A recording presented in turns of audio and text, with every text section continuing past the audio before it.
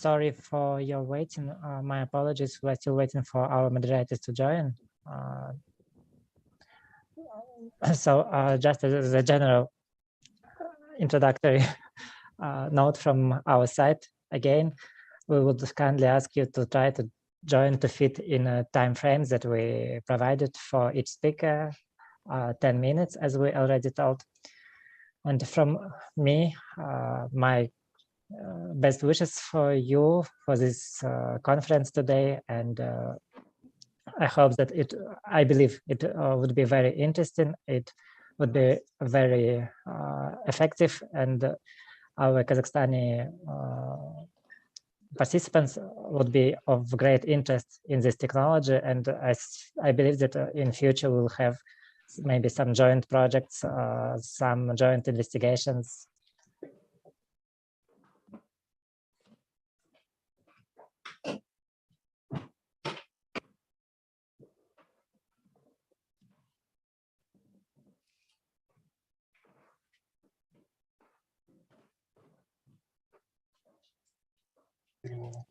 And also, as we already told you before, during our previous meetings, we have an interpreters, and downside in the bottom side of the screen, you can see translation button. You can choose it, and у меня нету. Yes. Translation button, and you can choose it to choose language. As we mentioned, our main languages are Russian and English.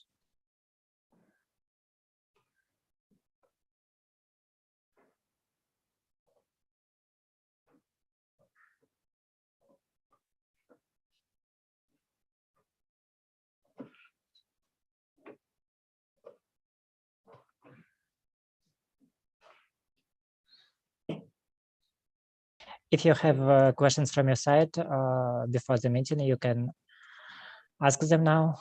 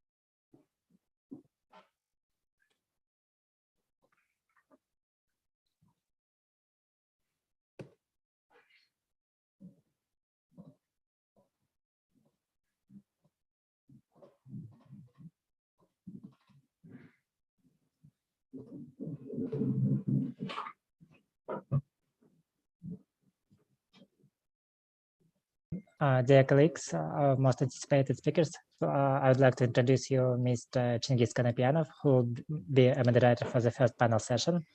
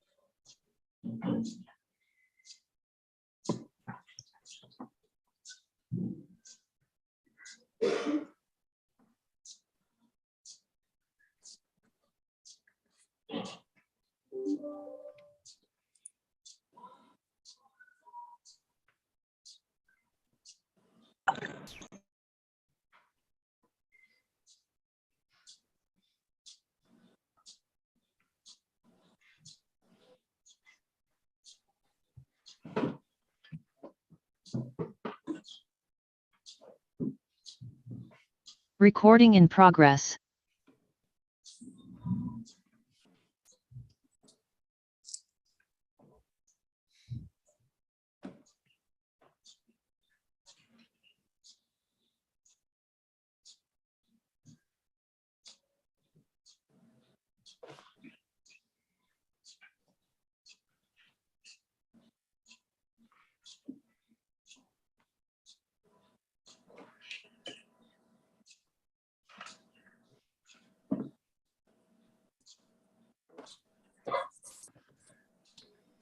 Dear ladies and gentlemen, on behalf of International Green Technologies and Investment Projects Center and myself, I am pleased to welcome you to the scientific and practical conference on promotion of CCUS technologies within the framework of the Green Bridge Partnership Program. The Green Bridge Program has been approved as a tool for the transition to green economy at the United Nations platform. Climate agenda and the implementation of commitments to reduce greenhouse gas emissions is relevant for the whole world and opens up additional opportunities in the context of global green transit. Kazakhstan also set a goal to achieve carbon neutrality by 2060 and fulfill the commitments made under the Paris Agreement. At the same time, considering modern challenges and the high level of carbon intensity of industrial production, there is a need to find alternative ways of decarbonization without completely abandoning traditional fuels. Carbon capture, use and storage are recognized as key tools in decarbonization and addressing global climate change. The center is a service operator of green technologies. And for the first time, in Kazakhstan holds a conference on CCUS technologies. The result of this event is the creation of an effective communication platform for discussing the development and implementation of carbon capture, storage, and use technologies. Now, the welcome speech is given to the head of cooperation of the European Union delegation in Kazakhstan, Mr. Johannes Steenberg-Madsen. Thank you very much. I hope you can hear me loud and clear. Dear participants, ladies and gentlemen, I am very pleased and honored hereby to welcome you on behalf of the EU delegation in Kazakhstan on the occasion of the conference organized within the framework of the Green Bridge Partnership Program. As you know, the EU is a global leader on climate action and green transition, in line with the EU strategy on Central Asia and the EU-Kazakhstan Enhanced Partnership and Cooperation Agreement. We are committed to support Kazakhstan in its effort to decarbonize the national economy and to fulfill its commitments to reduce greenhouse gas emissions under the Paris Agreement. We commend the country's ambition to achieve climate neutrality by 2060. We acknowledge also the value added by the Green Bridge program for improving access to green technology and investments and facilitating transfer of successful management practices for greening the economy. The Green Bridge program is very much in line with the EU's own Green Deal and our new growth strategy to transform the EU into a modern, resource-efficient and competitive economy and to become the first climate-neutral continent by 2050. In the EU, we consider carbon capture, utilization and storage, CCUS, as one of the important elements of the climate policy and relevant strategies. A legal framework for the environmentally safe geological storage of CO2 to contribute to the fight against climate change was first established in 2009 when our directive on the geological storage of carbon dioxide was adopted. A year later, in 2010, the directive on industrial emissions was adopted. Among other things, this directive made it obligatory for operators of all combustion plants with a related electrical output of 300 megawatts or more, permitted after the entry into force of the directive on geological storage of CO2, to assess whether it is technically and economically feasible to retrofit for carbon dioxide capture. Implementation of CCUS is still work in progress. By September 2021, there were 27 large-scale CCS facilities in operation globally, with 4 under construction and 102 under various stages of development. Today's worldwide operating capacity of CCS is close to 40 megatons CO2 per year.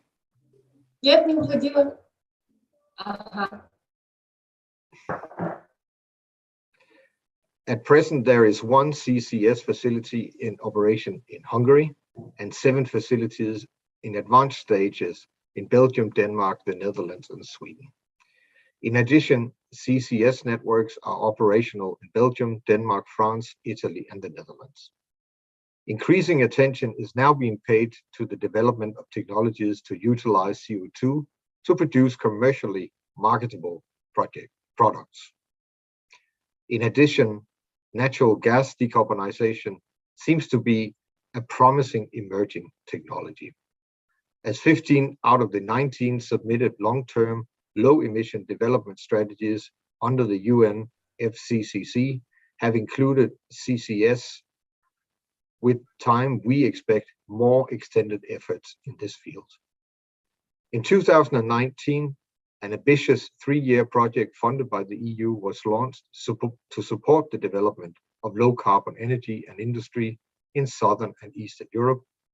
Scientists from 10 European countries are now working together to speed the development of CCUS technology, which will deliver significant cuts in emissions from industrial and power sectors.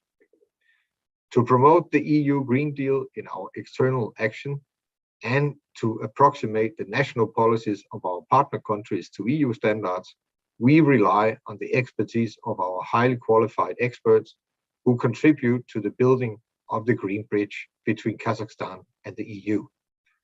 I'm pleased that WeCoup's expert Vladislav Bisek is taking part in today's conference and can share his knowledge and experience in this area. In conclusion, let me wish you all fruitful work to accelerate the development and implementation of CCUS technologies. I hope today's conference will provide useful insights and inspiration for concrete action. Rahmet.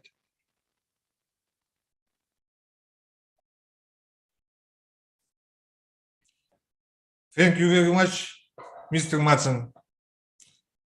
Следующее приветственное слово передается члену Комитета по вопросам экологии и природопользования, депутату Мажилиса парламента Республики Казахстан Абаканову Ильдосу Нурболовичу. Спасибо большое. Надеюсь, меня слышно. Добрый день, уважаемые дамы и господа, уважаемые участники научной конференции, научно-практической конференции. Перед началом я хотел бы вас всех поприветствовать на сегодняшнем мероприятии и выразить отдельную благодарность Международному центру зеленых технологий, инвестиционных проектов за его организацию. На самом деле программа конференции отражает высокую степень актуальность темы улавливания, хранения и использования углерода и широкого круга заинтересованных сторон. Сегодня мы видим, что только в Zoom порядка 185 человек принимает участие, то есть это показывает, насколько данная тема интересна обществу, научному сообществу, также экспертному сообществу.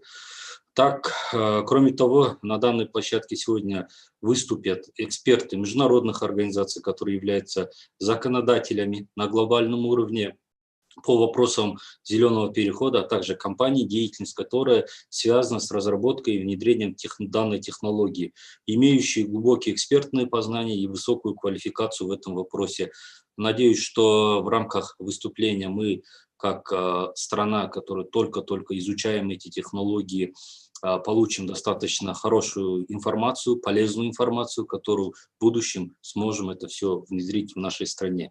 В целом, надо отметить, что мировая практика показывает, что сегодня в стране страны мира не всегда готовы отказаться от традиционных энергоносителей, что вновь подтверждает необходимость компенсации сохраняющихся выбросов за счет удаления углерода с помощью инновационных технологий. Как я ранее говорил, для Казахстана эта тема представляет особый интерес. Все мы знаем, что глава государства Касым-Жомарт Кемелевич Токаев поставил задачу по достижению углеродной нейтральности к 2060 году.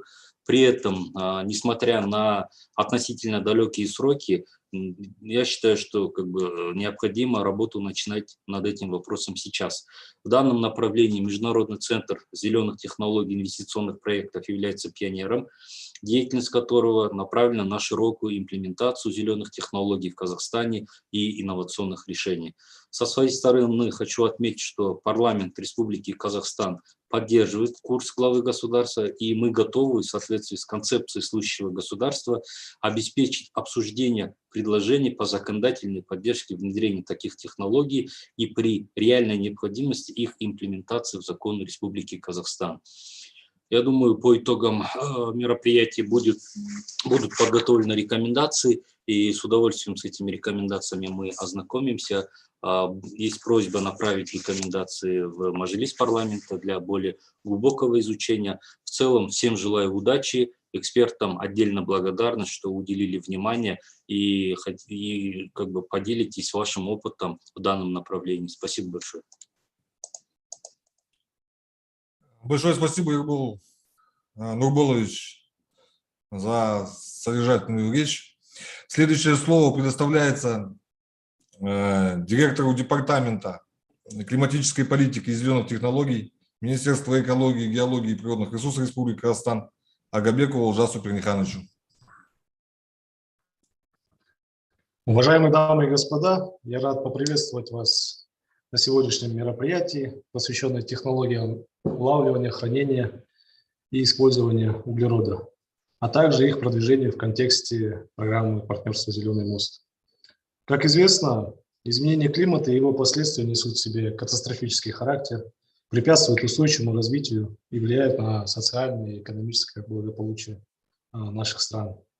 Мы все чаще наблюдаем, как отступают ледники, сокращаются водные ресурсы, происходит деградация земель и опустынивание. В этом ключе Казахстан признает свою общую ответственность в достижении глобальной температурной цели, определенной в Парижском соглашении, несмотря на зависимость от природных ископаемых, составляющие основную долю экономического развития. Глава государства в своем послании в прошлом году поставил задачу достичь углеродной нейтральности к 2060 году. Также в прошлом году вступил в силу новый экологический кодекс Республики Казахстан, отразивший передовые мировые тенденции по развитию экологического законодательства. На сегодняшний день для страны важна активная позиция промышленности по достижению углеродной нейтральности и внедрение технологий, направленных на сокращение выбросов. В Казахстане определены четкие ориентиры на построение устойчивой и эффективной модели экономики, основанной на зеленом переходе, что может стать, в свою очередь, катализатором экономической трансформации. В то же время полный отказ от ископаемых видов топлива создаст сложности для национальной экономики. В 2060 году доля углеродной генерации, по нашим оценкам, должна составить менее 0,3% от текущего уровня в 69%, что довольно сложно в условиях зависимости экономики страны от потребления угля, в особенности для угледобывающих регионов.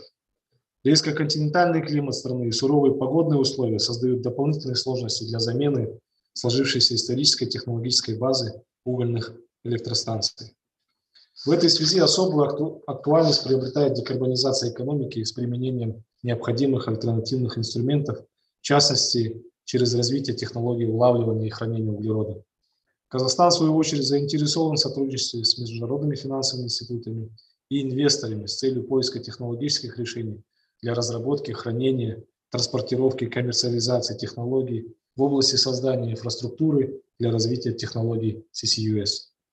Мы надеемся, что предпринимаемые нами меры будут способствовать замедлению и смягчению последствий изменения климата для обеспечения экологической и энергетической безопасности региона. В заключение хотелось бы выразить благодарность Международному центру зеленых технологий за организацию подобного рода мероприятия. Учитывая роль в центре в целом в транзите, в развитии зеленых технологий, предлагаю рассмотреть центр как единую площадку и провайдера технологий CCUS в нашей стране. Благодарю за внимание. Всем плодотворного мероприятия. Спасибо. Большое спасибо, Олжас Перниханович, за оценку. И приветственную речь завершает исполнительный директор регионального экологического центра Центральной Азии Махмудов Зафар Хакимович. Уважаемые участники научно-практической конференции, я рад приветствовать вас от имени регионального экологического центра Центральной Азии. Хочу выразить благодарность от имени РЭЦа, Международному центру зеленых технологий, за приглашение на это мероприятие. РЭЦа высоко ценит инициативу МЦЗТ особенно программу партнерства «Зеленый мост», которая направлена на развитие партнерства между странами Европы и Азии и Тихого океана в обеспечении устойчивого развития при поддержке ключевых международных институтов и частного сектора. Помимо этого, необходимо отметить, что переход к зеленой экономике и низкоуглеродному развитию – это сложный и многогранный процесс, требующий комплексных межсекторальных решений. И признавая важность продвижения и содействия обмену опытом, передовым опытом в областях, предоставляющих взаимный интерес, а также другие цели, направленные на улучшение климата и повышение осведомленности мирового сообщества об изменении климата в Центральной Азии, мы в прошлом году подписали с МЦЗТ соглашение о сотрудничестве и готовы оказать содействие в усилиях МЦЗТ, готовы предоставлять региональные площадки и платформы РЭЦа для продвижения вопросов зеленого развития и внедрения использования зеленых технологий на разных уровнях, не только в Казахстане, но и под лидерством Казахстана в остальных странах Центральной Азии. Хочу подчеркнуть, что с сентября прошлого года по февраль месяц этого года мы провели серию диалогов по вопросам зеленого роста и изменения климата в Узбекистане в формате круглого стола. И эта серия диалогов имела особое значение, поскольку они предваряют новый этап межсекторального, междисциплинарного сотрудничества по вопросам зеленой экономики. И теперь мы хотим провести, изучая опыт одной страны, мы хотим серию этих же диалогов провести и в других странах Центральной Азии, включая Казахстан. И целью проведения этих круглых столов было повышение осведомленности и усиление потенциала по продвижению к зеленой экономике и решению вопросов по изменению климата среди ключевых лиц, принимающих решения и заинтересованных сторон, уделяя особое внимание должностным лицам из ключевых министерств и ведомств. Мы расширяем возможности предоставления площадок для межгосударственного, межведомственного диалога на локальном, на национальном и международном уровнях. Как сегодня отметил представитель Министерства экологии, геологии и природных ресурсов Казахстана, господин Агабеков Олжас, разработка экологического кодекса в Республике Казахстан сейчас является предметом интереса всех стран Центральной Азии. РЭЦА также внес вклад в разработку этого экологического кодекса.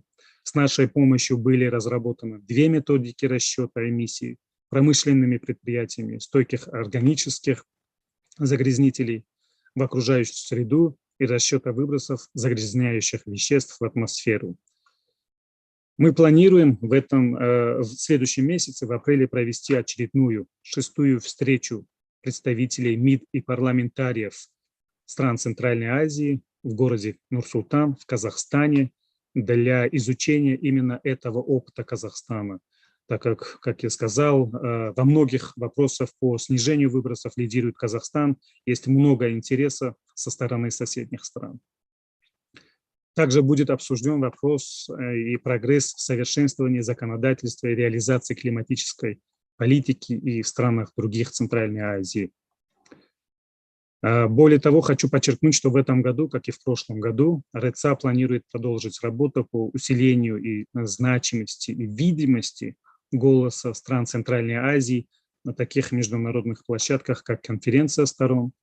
И в связи с этим РЭЦА работает над организацией очередного павильона на следующей конференции сторон, на 27-й конференции сторон, где будет усиливаться видимость национальных и региональных инициатив, обязательств и политик по сокращению выбросов и предотвращению климатического кризиса в регионе.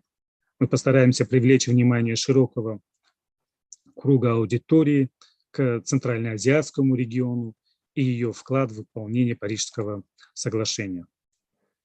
Я на этом тогда завершу. Я благодарю за внимание и желаю плодотворной работы. Уверен, что такие процессы должны реализовываться не только на национальном уровне, но под лидерством тех стран, которые уже внедряют эти процессы, должны и привлекаться соседние страны и реализовываться на региональном уровне.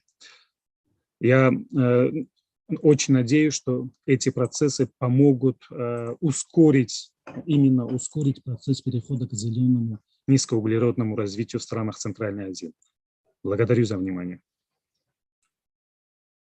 Спасибо, Зафар Хакимович, за поддержку. На этом вступительная часть завершается. Желаю всем плодотворной работы и успешного построения партнерства. Перед тем, как перейти к основной части программы, отмечу, что на онлайн-платформе мероприятия по технологиям CCUS запущен опрос, и прошу всех участников пройти его. Результаты опроса будут озвучены в завершающей части программы. На этом передаю слово модератору первой панельной сессии Конопьянову Чингис Сержановичу. Dear friends, dear colleagues, thank you all for this great and wonderful welcome speech for our first in its kind CCUS conference, online conference. Today we will have 3 equally important and equally interesting sessions with panelists and those who joined us from across the globe, literally from all continents. It is also a great pleasure to welcome our first 4 panelists for my session, representing different backgrounds and expertise and experience, and they are eager to share their expertise with our audience. It is also a great pleasure to welcome lots of friends and colleagues from across Central Asia, and as Zafar rightly mentioned, in November in Glasgow, for the first ever time, we hosted jointly, CAREC and ICTIC, we jointly hosted first ever joint pavilion at COP, and it's just a start, and we do hope that we will see more and more events of mutual cooperation in the region and attracting more attention to this all significant issues. In no particular order, I would like to present and welcome our panelists. Mr. Stefano De Clara is the head of Secretariat at International Carbon Action Partnership, ICAP. He has significant expertise in the field of greenhouse gas emission system, both nationally and internationally. Stefano leads ICAP's work across the 3 pillars of technical dialogue, ETS knowledge sharing, and capacity building. Stefano, the floor is yours. Hi, and thank you for the introduction, and also thank you for the invite to be here. I hope you can hear me okay, and you can also see my screen in a second. I'm pulling up the presentation. So thank you all. It's a real honor to be here, and the topic couldn't be more current and important. So it's a pleasure to have the opportunity to talk about this with you. So this first presentation on the panel today will focus on the relationship between emission trading systems and net zero targets in the context of trading removals, and CCUS technologies, as we will see in the presentation, are a big and crucial part of this. Before I dive in, a quick word about ICAP. So ICAP is an international forum of 14 different national and subnational governments that get together to work together on the implementation of emission trading systems. So they do dialogue on emission trading systems, they do research and knowledge sharing, and they do capacity building, all related to emission trading systems worldwide. And emission trading systems are becoming and increasingly becoming a key tool to drive decarbonization and to reach net zero targets. And we've seen the growth and expansion emission trading systems worldwide, including in Kazakhstan and many different countries around the world. And at the same time, an equal number of other countries are thinking about the implementation of emission trading systems in the near future. Against this background, we thought it was important to understand whether and how emission trading systems could have a role in incentivizing removals and negative emission technologies broadly, and CCUS technologies specifically. So we wanted to find out more about this issue. And last year, we did a study that looked at the potential of emission trading systems to incentivize removals technologies, including CCUS. Just as a quick note of context on the different options to reduce, avoid, and remove emissions that are out there. As you see on this graph, a key determinant is whether carbon is stored or not, and how carbon is stored. And depending on this, we classify the different technologies and different methods as avoided emissions, as emission reductions, and as carbon removals. And depending on how CCS and CCU are applied, they can either be on the emission reduction side. So for example, when CCS is applied to industrial facilities, or for example, when it's applied to fossil fuel power plant, or CCUS can be classified as carbon removals when, for example, they are coupled with direct air capture technologies, such as in DACs, or when they're coupled with biomass energy, such as in BECCS. And this is just to say that CCS can be framed in different contexts for these purposes. And so far, what you have now in almost all the different emission trading systems around the world is that you have an ETS, so a market for allowance, and a market for removals where, for example, also removals units, including CCS, can be sold.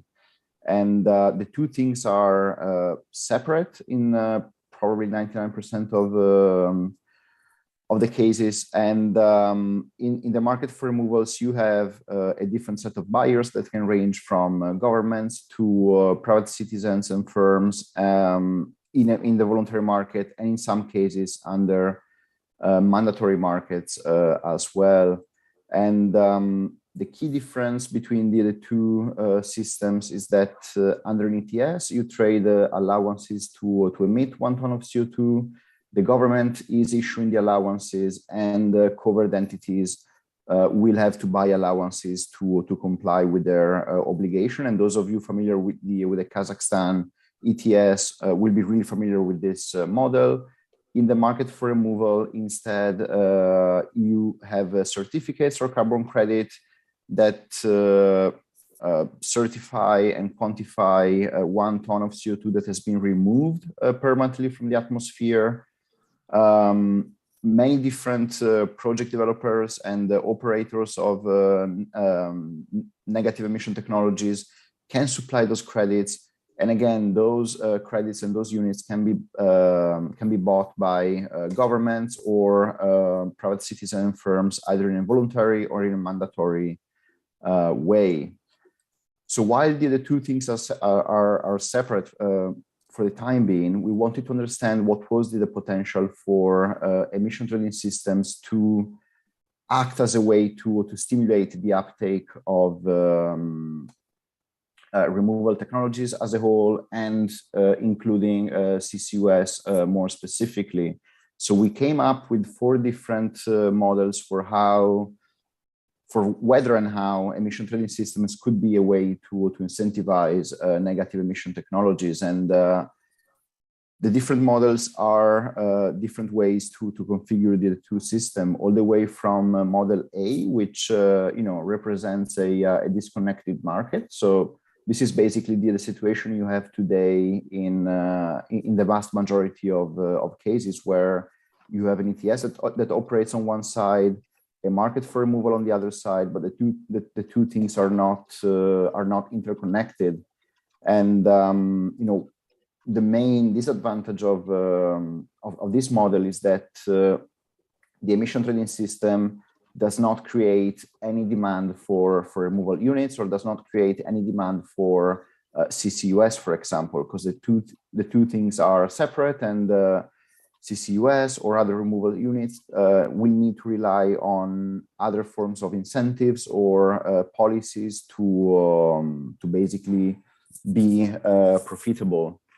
The second option, moving towards a more integrated market, would be to think about a connection between the two markets with the role of a government that would basically act as a middleman. So, for example, the government could buy and procure removal units. So, for example, coming from BECCS or from DACs, and then make them available to covered entities. The advantage of this model is that the government could control the inflow of removal units. Under this model, the ETS does start to create demand for removal units. And the government can act as an entity that bridges the price gap between the ETS prices and the prices needed to make, for example, CCUS profitable. And we know that as of today, the price of allowances in most emission trading systems and the carbon prices that would be needed to make CCUS profitable are still very different, and there is still a price differential between them. So under this model, for example, the government could implement carbon contract for differences or other policy tools to support the development of CCUS, and then the demand for those units would still come from the ETS. Again, moving towards a greater level of integration, you get to model C, which is connected with restrictions, meaning that the government no longer is a middleman between the two markets, meaning that does not have an active role in for example, bridging the price differential, but simply puts some restrictions on the amount of removal units that can be allowed in the system. And the advantages of this model are more or less the same as the previous ones. On the plus side, you have less of a burden on the government, because obviously it doesn't have to play that bridging and financing role as in model B. But the downside of this model is that the feasibility of negative emission technologies, so for example, the feasibility of CCUS, is then exposed to a price risk, because it really depends on the price that is generated in the market, because you don't, in this model, you don't have a tool that could compensate for the price differential. And then we get to all the way to a fully integrated model where the two markets are fully connected and there are no restrictions. And here the main advantage is that the two markets can work together in a seamless way. You can have full integration between the two markets. But again, the main downside is that if there is still a large price differential between the allowance price in the ETS and the price that is needed to make CCUS viable, for example, again, there you don't have a way to bridge that gap, and allowance prices might only get to a level where they actually stimulate the uptake of CCUS at the later point in time. So summing things up and coming to a conclusion, there are a lot of considerations that come into play when you think about how to integrate removals. So for example, CCUS under an emission trading system. So for example, you need to think about what is the right balance between the abatement that is generated under the ETS and the removals that you will procure, and that is a balance that can change in the different models I've presented. You do need to make sure that the use of removals does not detract or does not displace abatement under the system.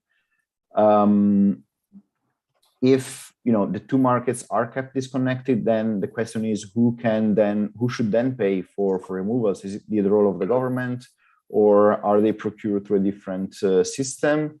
Obviously, as in all climate policies, the environmental integrity of removals units is key, and there are also challenges with dealing with very different cost profiles among different negative emission technologies. So, for example, as we know, removals through forestry activities and removals through direct air capture and CCS have really different costs today, and if you want to equally promote them, you do need to find ways to bridge that price differential.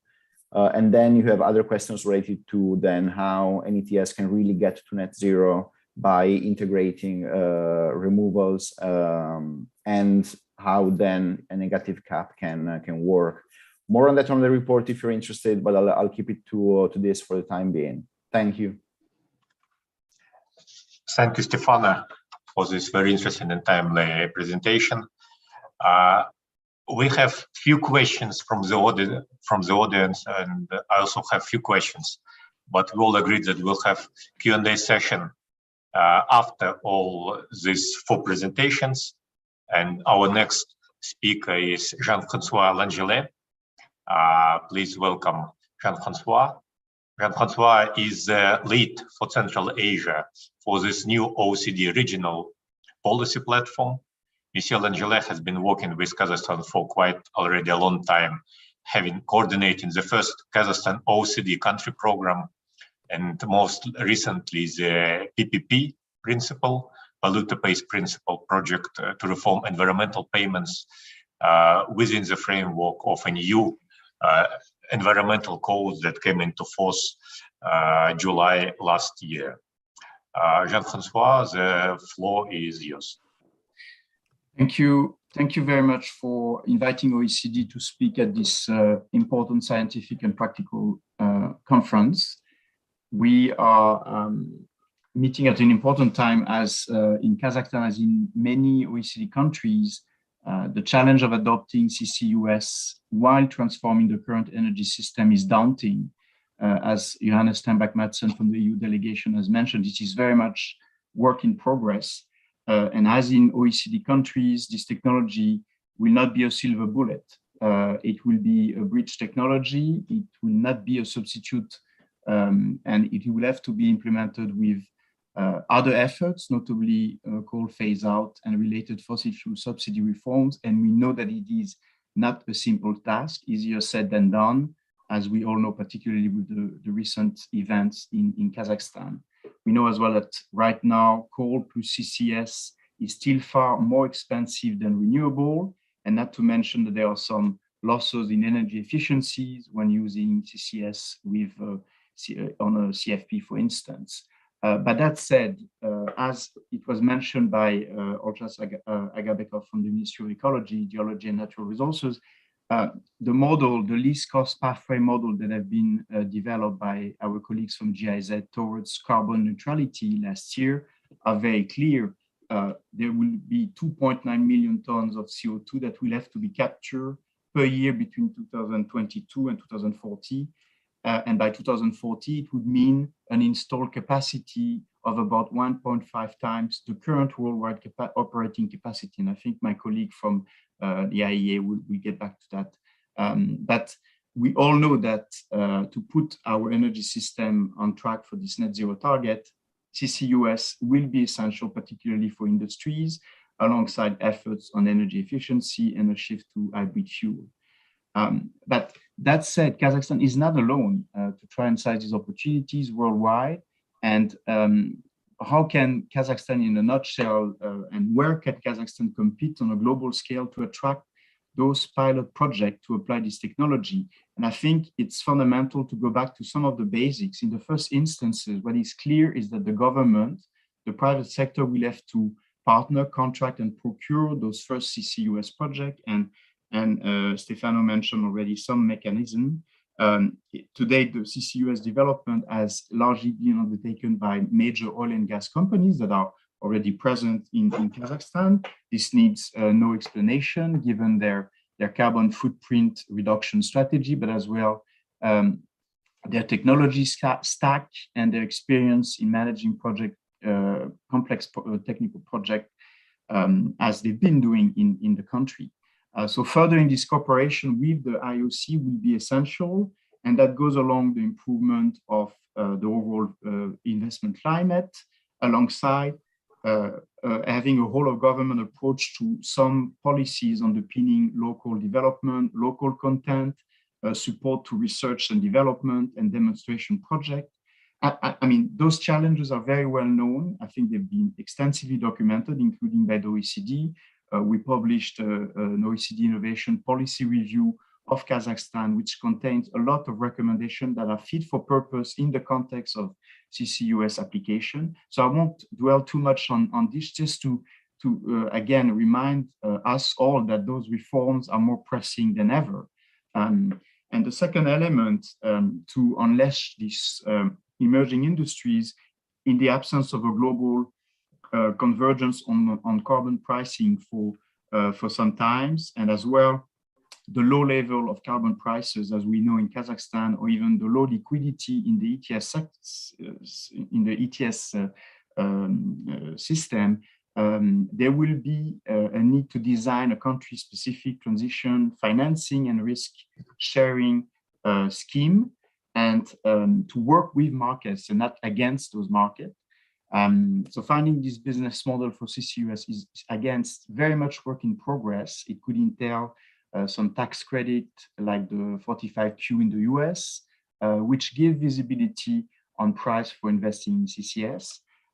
It could be encounter on the demand side, better use of public procurement. Stefano mentioned that already, or those new tools, this carbon contract for difference that are piloted in the EU, particularly in Germany and in France.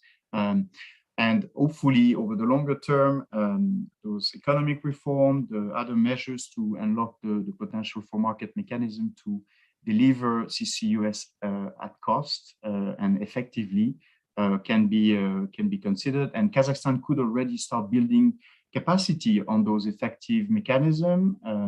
Stefano mentioned some of them. To recall a few obligations for CCS certificates, performance standards with CCS certificates, or even tradable tax credit, as it was mentioned.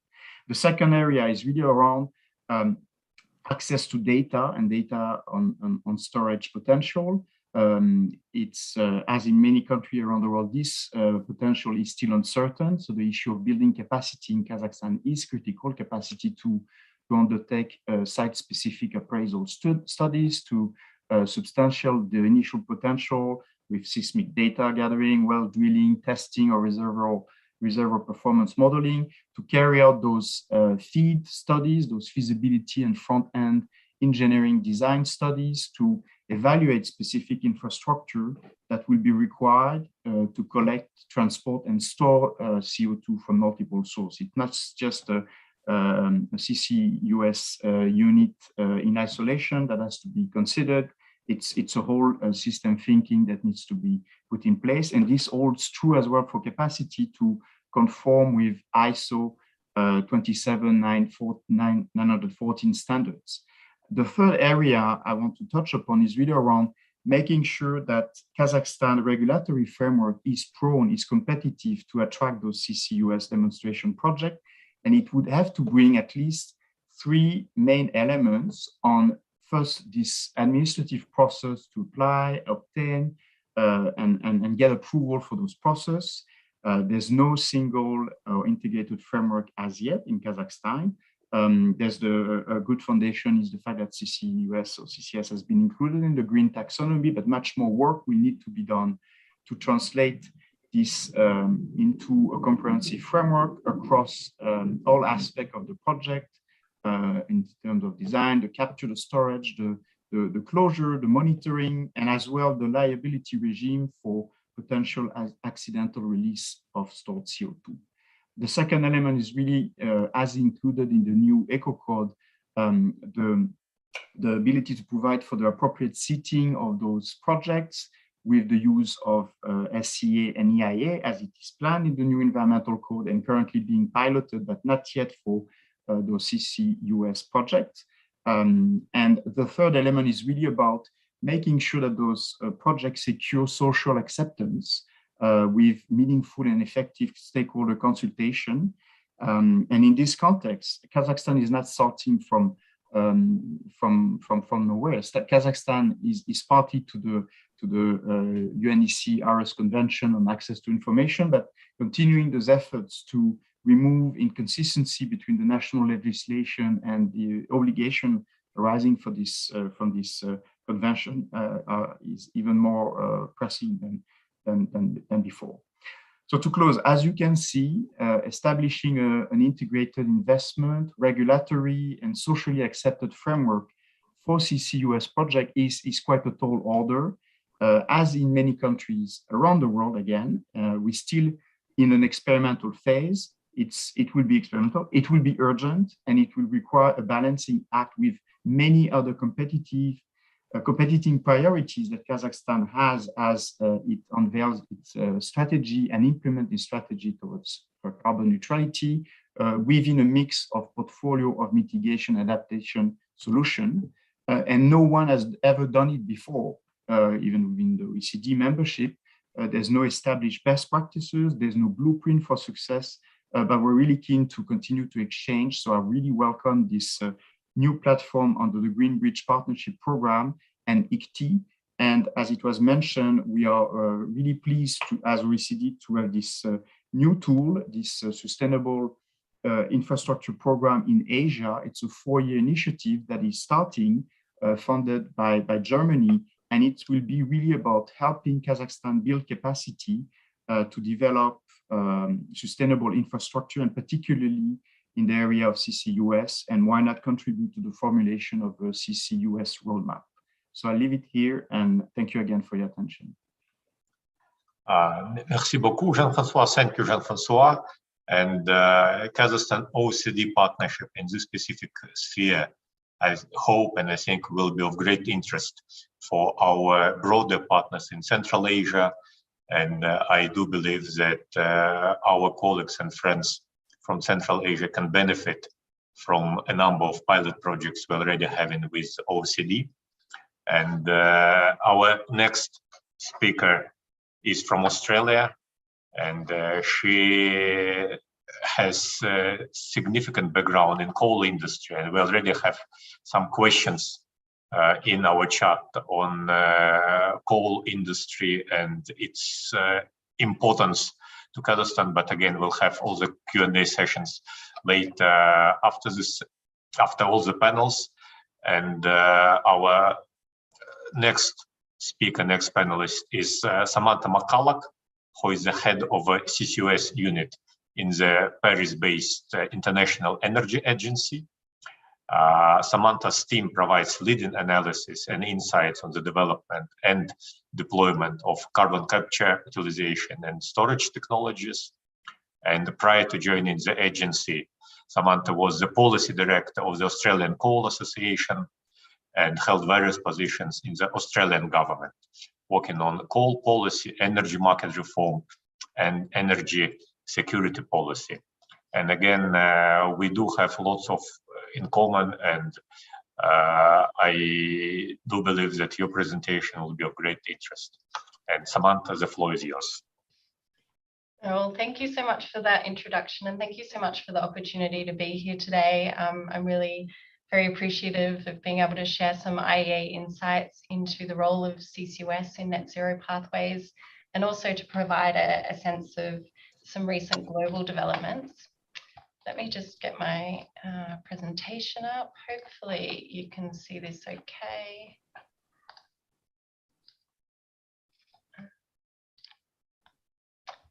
Hopefully that's in the right format for you. So I just want to highlight that, of course, CCUS technologies and CCUS projects are not necessarily new. we have had CCUS projects operating predominantly in the United States since the 1970s and 1980s. Primarily, the CCUS activities have been associated with natural gas processing. That's because this is a relatively low-cost opportunity for CCUS. But you can see that over time, we've developed a more diverse portfolio of projects that are currently operating. So today we have CCUS applied to commercial facilities that are producing hydrogen, that are producing power generation, chemicals, fertilizers, bioethanol, for example. And you can also see that although overall CCUS deployment really hasn't quite met expectations, there has been significant progress just in the last decade or since 2010 with a tripling of the amount of CO2 that's being captured. So as we already heard today, the operating projects around the world have potential, have capacity to capture more than 40 million tonnes of CO2 each year. Looking more at the investment interest and the pipeline of projects here, I'm showing you. Sorry, Samantha, can you please squeeze your screen or squeeze your presentation because we cannot see the left part? Yes, perfect. Thank you. Can you see now? Yep, perfect. Okay. So I'll go back. Did you see that? So that was the screen in case you're missing it. Okay, and looking at the pipeline of projects that are in development, there has been interest in developing CCUS projects for some time. You can see the operating projects are in the light blue, and there's been a steady increase in operating projects over time. But overall, the interest in investing in CCUS projects and the number of projects in development really has declined between 2012 and 2017. And we just started seeing an uptick in interest from 2018. But I want to particularly highlight the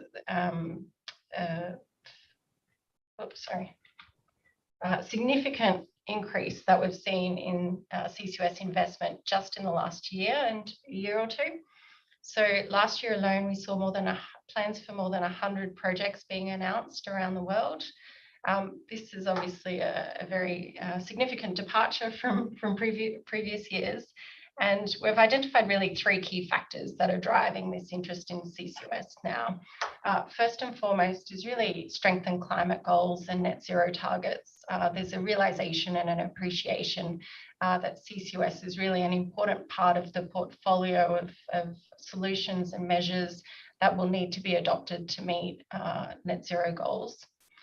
Secondly, we've seen an improved investment environment in several regions, particularly in the United States. There's already been mention of the 45Q tax credit, which provides currently $50 per tonne of CO2 stored, or $35 per tonne for CO2 used in enhanced oil recovery.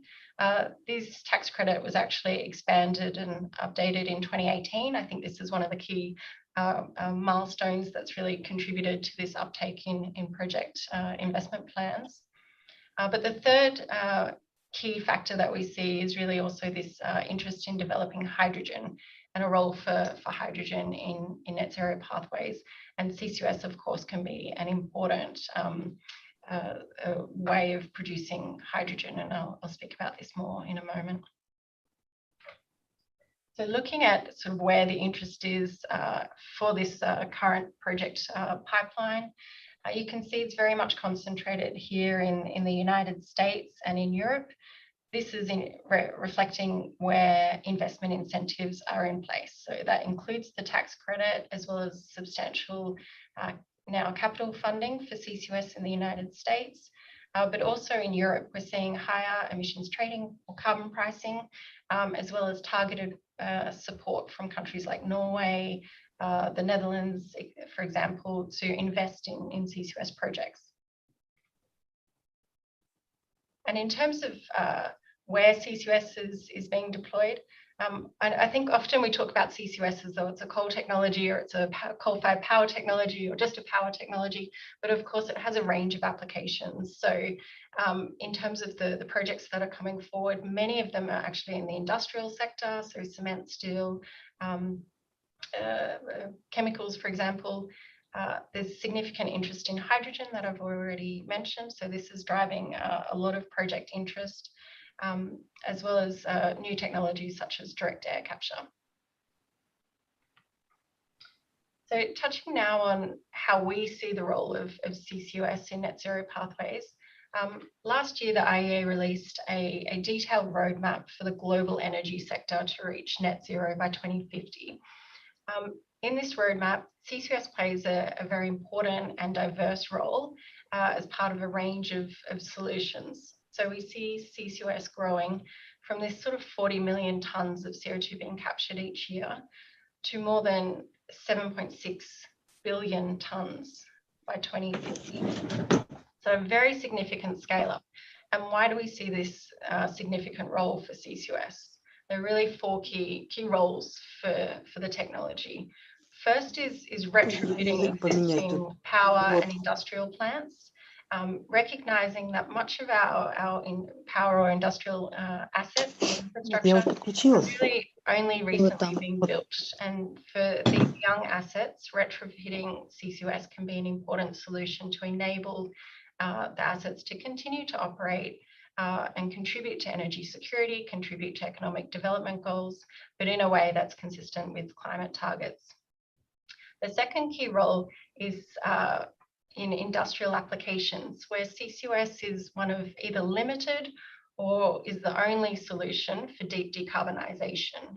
That includes in the cement sector, where much of the emissions from cement are actually process related, so they don't come from the burning of fossil fuels. They're actually just inherent in the process of making cement. And the only solution we currently have is physically capturing those emissions and storing them. And the cement sector alone contributes around 7% of global CO2 emissions. So this is a significant role for CCUS. The third key role for CCUS is really around this hydrogen production. It can be a least cost pathway to really scale up the availability of low carbon hydrogen production, which we of course also see as playing an important role in terms of future energy systems. And finally, we've already heard quite a bit about carbon removal. So CCUS technologies really underpin these technology-based approaches to carbon removal through direct air capture with storage and bioenergy with storage. In our model, we rely only on technology-based removals to achieve net zero.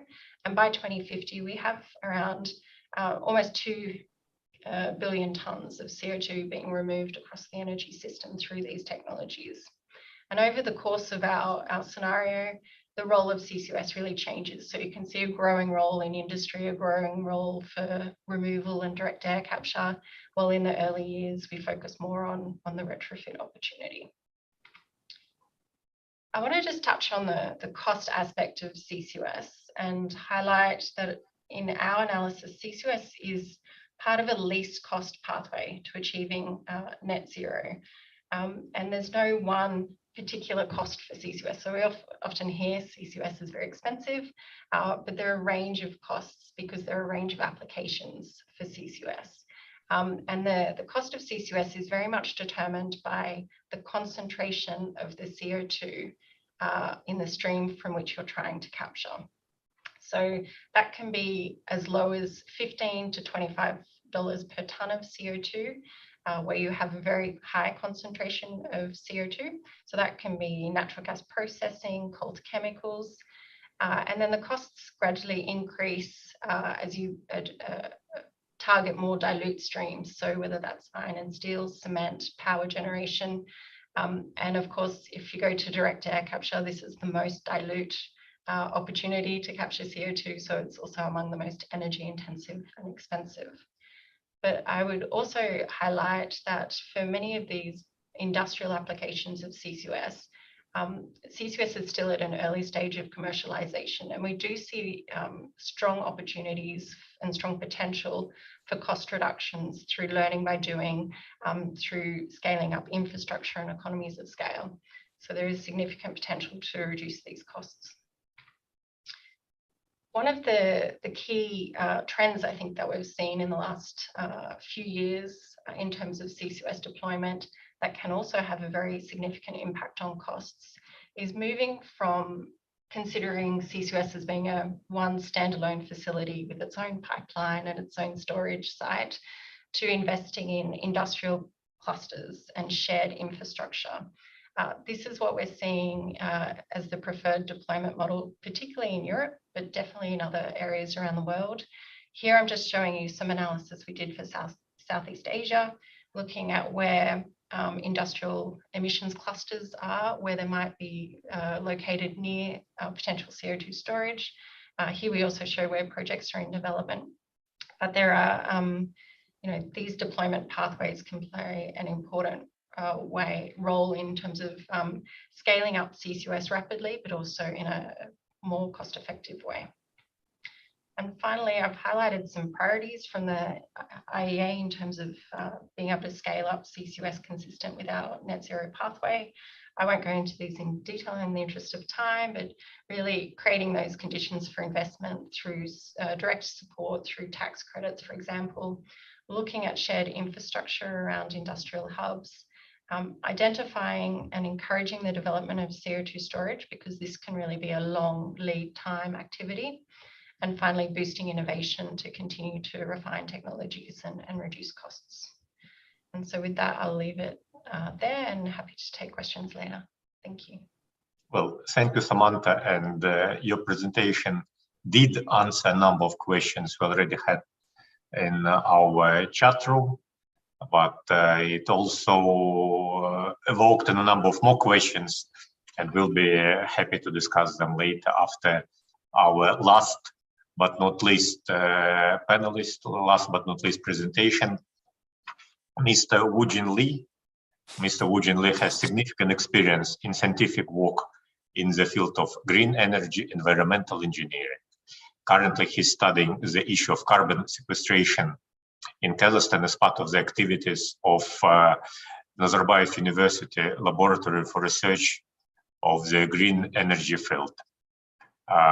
Of again Astana National Laboratory of Nazarbayev University. So Mr. Woojin Lee is based here in Nur Sultan.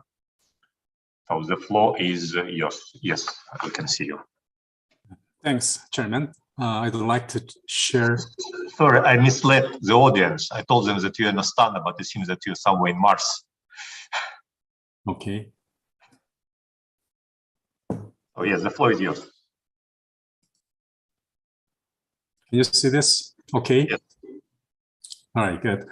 Well, I think all of the three speakers actually talk about the necessity of the CCUS. I'm very happy with that. I'm in academia and doing research work for CCUS, and talking to the industry and government, we need CCUS technology development in Kazakhstan. So today I'd like to show you some experimental and simulation results, what we are doing in academia in Kazakhstan for the development of CCUS technology. This is not specific, but brief. Anyway, everybody knows that this graph is quite, interesting. So Kazakhstan, the total greenhouse gas CO2 emission, it is blue. And then, as you can see, Kazakhstan already ratified the Paris Agreement in 2016. So we need to reduce the emission of CO2, greenhouse gas. Interestingly, you can see the yellow line here, which is nationally determined contribution 15. And red line is NDC 25. As you can see, Kazakhstan already exceeded NDC 25 2011. And for the NDC 15, it is 2016. So we need to do something, unless we need to pay. So I actually joined Nazarbayev University 4 years ago. I have done this research topic in Korea, in United States. So most of the CCUS at that time back then, it was mostly marine carbon sequestration. Well, anyway, we can just simply disintegrate our carbon capture and storage portion and the carbon utilization portion simply. So carbon utilization, it has been done in chemical engineering field, carbonation and conversion of the CO2 to useful chemicals. Well, even 100 years ago, the chemical engineer, chemist already have been done for this one. But problem is we cannot actually convert all of CO2 produced, emitted on the earth. So we should do carbon capture and storage. So as you know, we can capture the CO2 from the industry. And then we also need to transport, just to capture and transport it to the storage site. Well, Kazakhstan, there is a good storage capacity site in West, and there is industry, eastern part. So transportation technology is also important. And finally, there is CO2 stored permanently in proper geological formation. So the marine sequestration is not that good idea in Kazakhstan. So mostly Western Kazakhstan, empty oil well might be good target for the CCUS business. So our research group and my colleague in Nazarbayev University working, investigating the possibilities. So here we just divided by 4 sections. The first one, we just want to estimate the CO2 storage capacity in Kazakhstan. And then we want to estimate the quantity, quantifying the CO2 storage capacity in Western Kazakhstan oil field. And then we just take some sample from that site and then do some simulation. So what's going on over there? So how the CO2 sequestration change the geological formation. So we want to simulate, we want to do some, conduct the experimental verification so that the CO2 sequestration is safe in Kazakhstan. So using experimental task, verification, and also computation simulation. And then there is one interesting stuff in Kazakhstan. There is empty oil well everywhere. So you may heard about the enhanced oil recovery. So instead of the gas or water, if we can inject CO2, it could be kind of both satisfy both objectives. So sequester safely CO2 greenhouse gas and also EOR case. So we just check it out. This CO2 EOR process is sustainable and good enough for the our CCUS strategy. So we conducted LCA LCA for the feasibility of this CO2 EOR in Kazakhstan. And also we did some carbonation. That is one part of the CO2 utilization. Because the carbonation kinetic is very slow, we do some modification and also optimization of some important operation conditions so that we can develop the enhanced carbonation process for the CO2 sequestration. I just briefly talk about the some relevant results we have done. So for the storage capacity, we just check 6 sedimentary basins in Kazakhstan. We evaluated this basin by 15 criteria with 3 categories: storage safety, capacity, and feasibility. And also 104 major industrial CO2 sources actually considered, mostly 6 industrial sectors in Kazakhstan: power, oil, gas, metallurgy, chemical industry, mining, construction. So here, what you can find is the Caspian Basin is the most suitable for CO2 storage, the highest. And then in the order of Mangi-Shekelak and South Torgai and the Ust-Turt basins.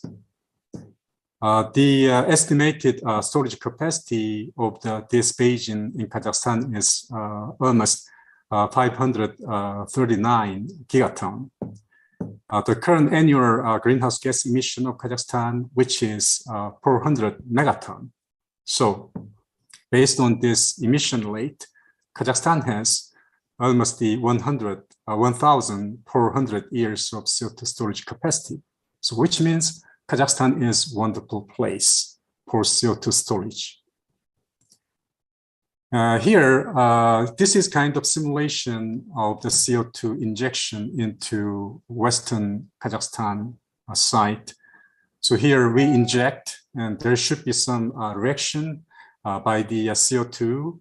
So the CO2 carbonic acid can dissolve the minerals in that geological formation, and then another minerals can be formed.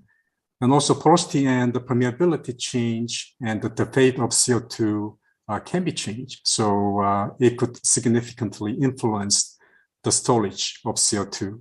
So we actually do this using some samples in laboratory, using the some experimental system, core plotting system, and also we are using some geochemical and hydrogeological softwares. So here, the main research objective is identify mineralogical alteration and investigate the reaction mechanism, and also determine the change in porosity, which related to the fate of CO2, and calculate supercritical CO2 amount injected. We just choose one popular reservoir, Ibayati reservoir in Caspian Basin. So we are using all of these samples, and we actually take out some important parameters using this experimental setup. And then what we have done so far for the assay of CO2-EOR in Kazakhstan, this is quite interesting. Many countries actually doing CO2-EOR, including Saudi Arabia and the United States. So EOR usually increase oil recovery from not right now 30 to 35% to 50 to 60%. They usually inject water gases, but we just want to change it by CO2. So one good thing for CO2 is, well, it could be stored as for the CO2 sequestration, but CO2 act as a solvent and reduce oil viscosity. So oil move easily to the production well, which means it could enhance oil recovery. And also the CO2 used for this CO2-EOR, it can be captured from industry. So this is how we estimate using LCA scheme. So here upstream and downstream and the CO2-EOR. So we just calculate from upstream cradle to gate. The CO2 emission is almost 180 kilogram, and also downstream 472. And from the gate to gate CO2-EOR process 117. So the total net greenhouse gas emission is almost 700 kilogram. But if we just offset by the electricity displacement, we can reduce it by 306 kilogram. So you can see here, if you are just using LCA and calculate the CO2-EOR usable case,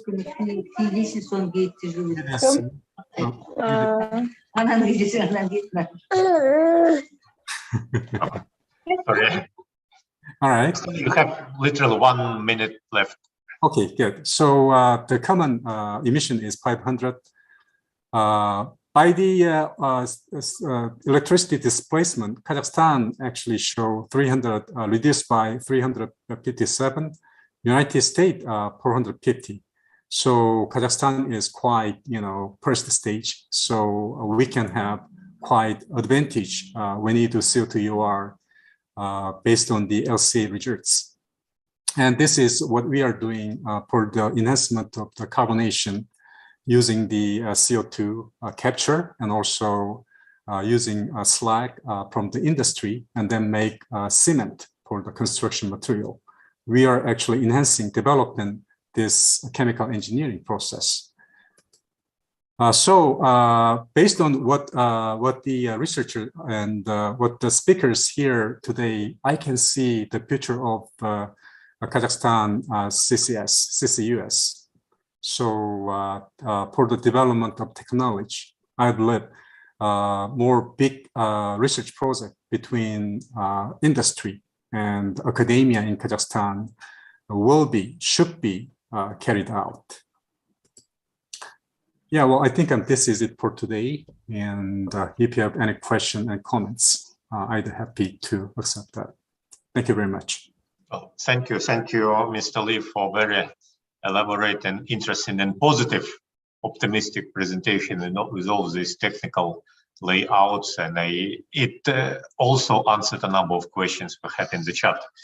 Unfortunately, we do not have enough time to answer all the questions, but ICTIC team is carefully recording all the questions, and you will get most of the answers either online or on our platform.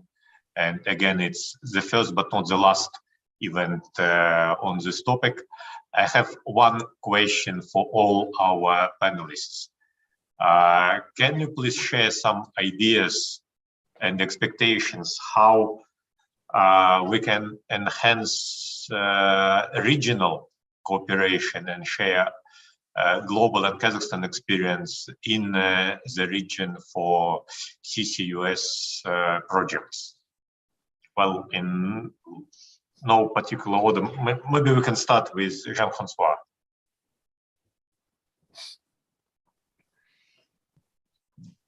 I think that's definitely essential to have a regional strategy, particularly as I mentioned, to approach those large international oil companies.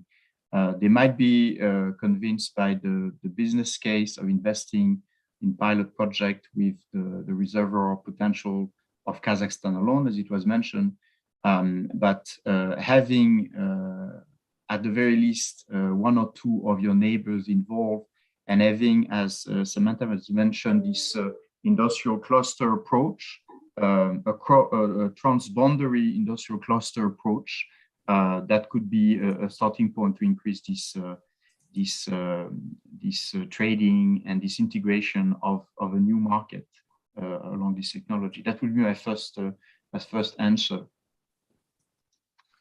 Okay, thank you. Samantha, any ideas from your side? No, thank you for the question. I think it's important to recognize that Kazakhstan is absolutely not alone in terms of now looking at the opportunity for CCUS and understanding what the near-term actions that are needed to be able to develop a CCUS framework in the country. I think there's a lot of international expertise on this. There is a lot of experience, including in the oil and gas companies, but also I would encourage,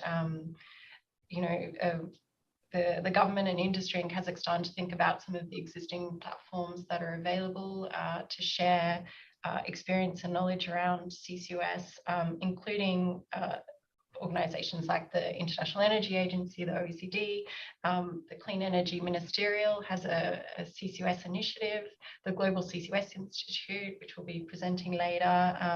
The IEA has a technology program called IEA GHG that does CCUS research. That's also an excellent source of knowledge. So I think there are existing platforms that really there would be benefit in tapping into some of this global experience as well. Well, thank you. Mr. Lee, any ideas from your side? Oh yeah, well, here I think I'm the only one from the academia and research field. Well, anyway, I believe all of you actually know better than the CCUS. But one thing that I really want to talk about is, United States, who actually at George Bush government, they actually don't agree for CCS at that time back then. But under that circumstances, what happened is the researchers and the professors in academia, they did their best for the technological development. Australia and Canada and Korea, Japan, China. But important then is the soil and the geological formation is heterogeneous. So what I really want to talk about is the very basic theories can be used, can be shared.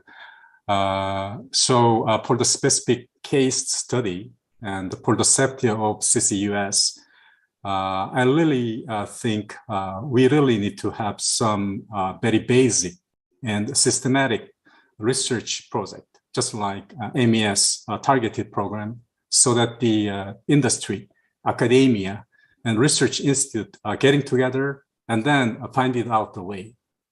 For the business side, well, I think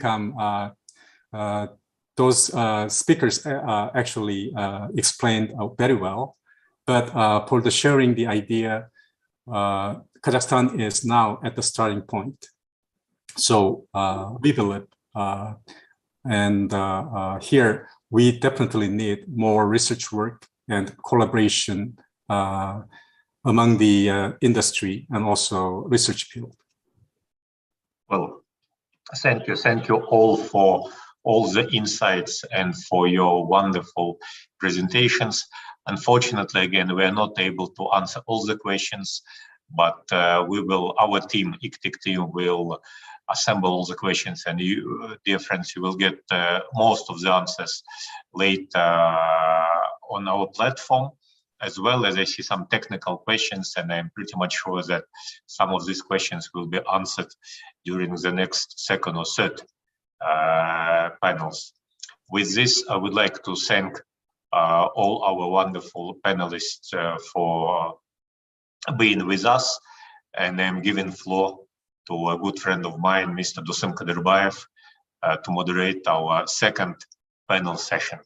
Thank you. Thank you. Yes, Cengiz, thank you very much. Dear speakers, thank you very much for very interesting presentations. Although I think it's still at very early stages of project assessment, probably. And also thank you for the very vivid discussion in the chat. I mean, lots of questions, viable, correctly asked, and still waiting for the answers. So as we've seen today, Kazakhstan is only considering the how to implement CCUS technologies in practical terms, but we have on our panel Mr. Daiji Tanase, who was with the demonstration project of Tokamai CCS in Japan since its beginning in 2011, and I would ask Tanase-san to present your case and to probably explain how we should start here in Kazakhstan with the demonstration project and how we can move on to the industrial large-scale CCUS projects here in Kazakhstan. Thank you. Thank you very much. Tanase-san, the floor is yours. Yeah, Toshimi-san, thank you very much for a kind introduction. I will share my slide.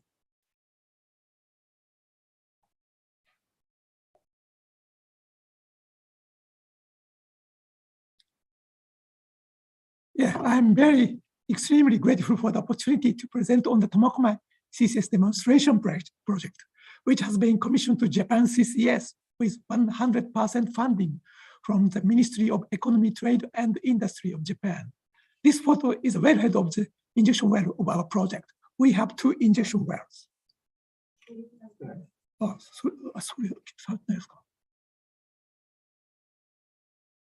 sorry.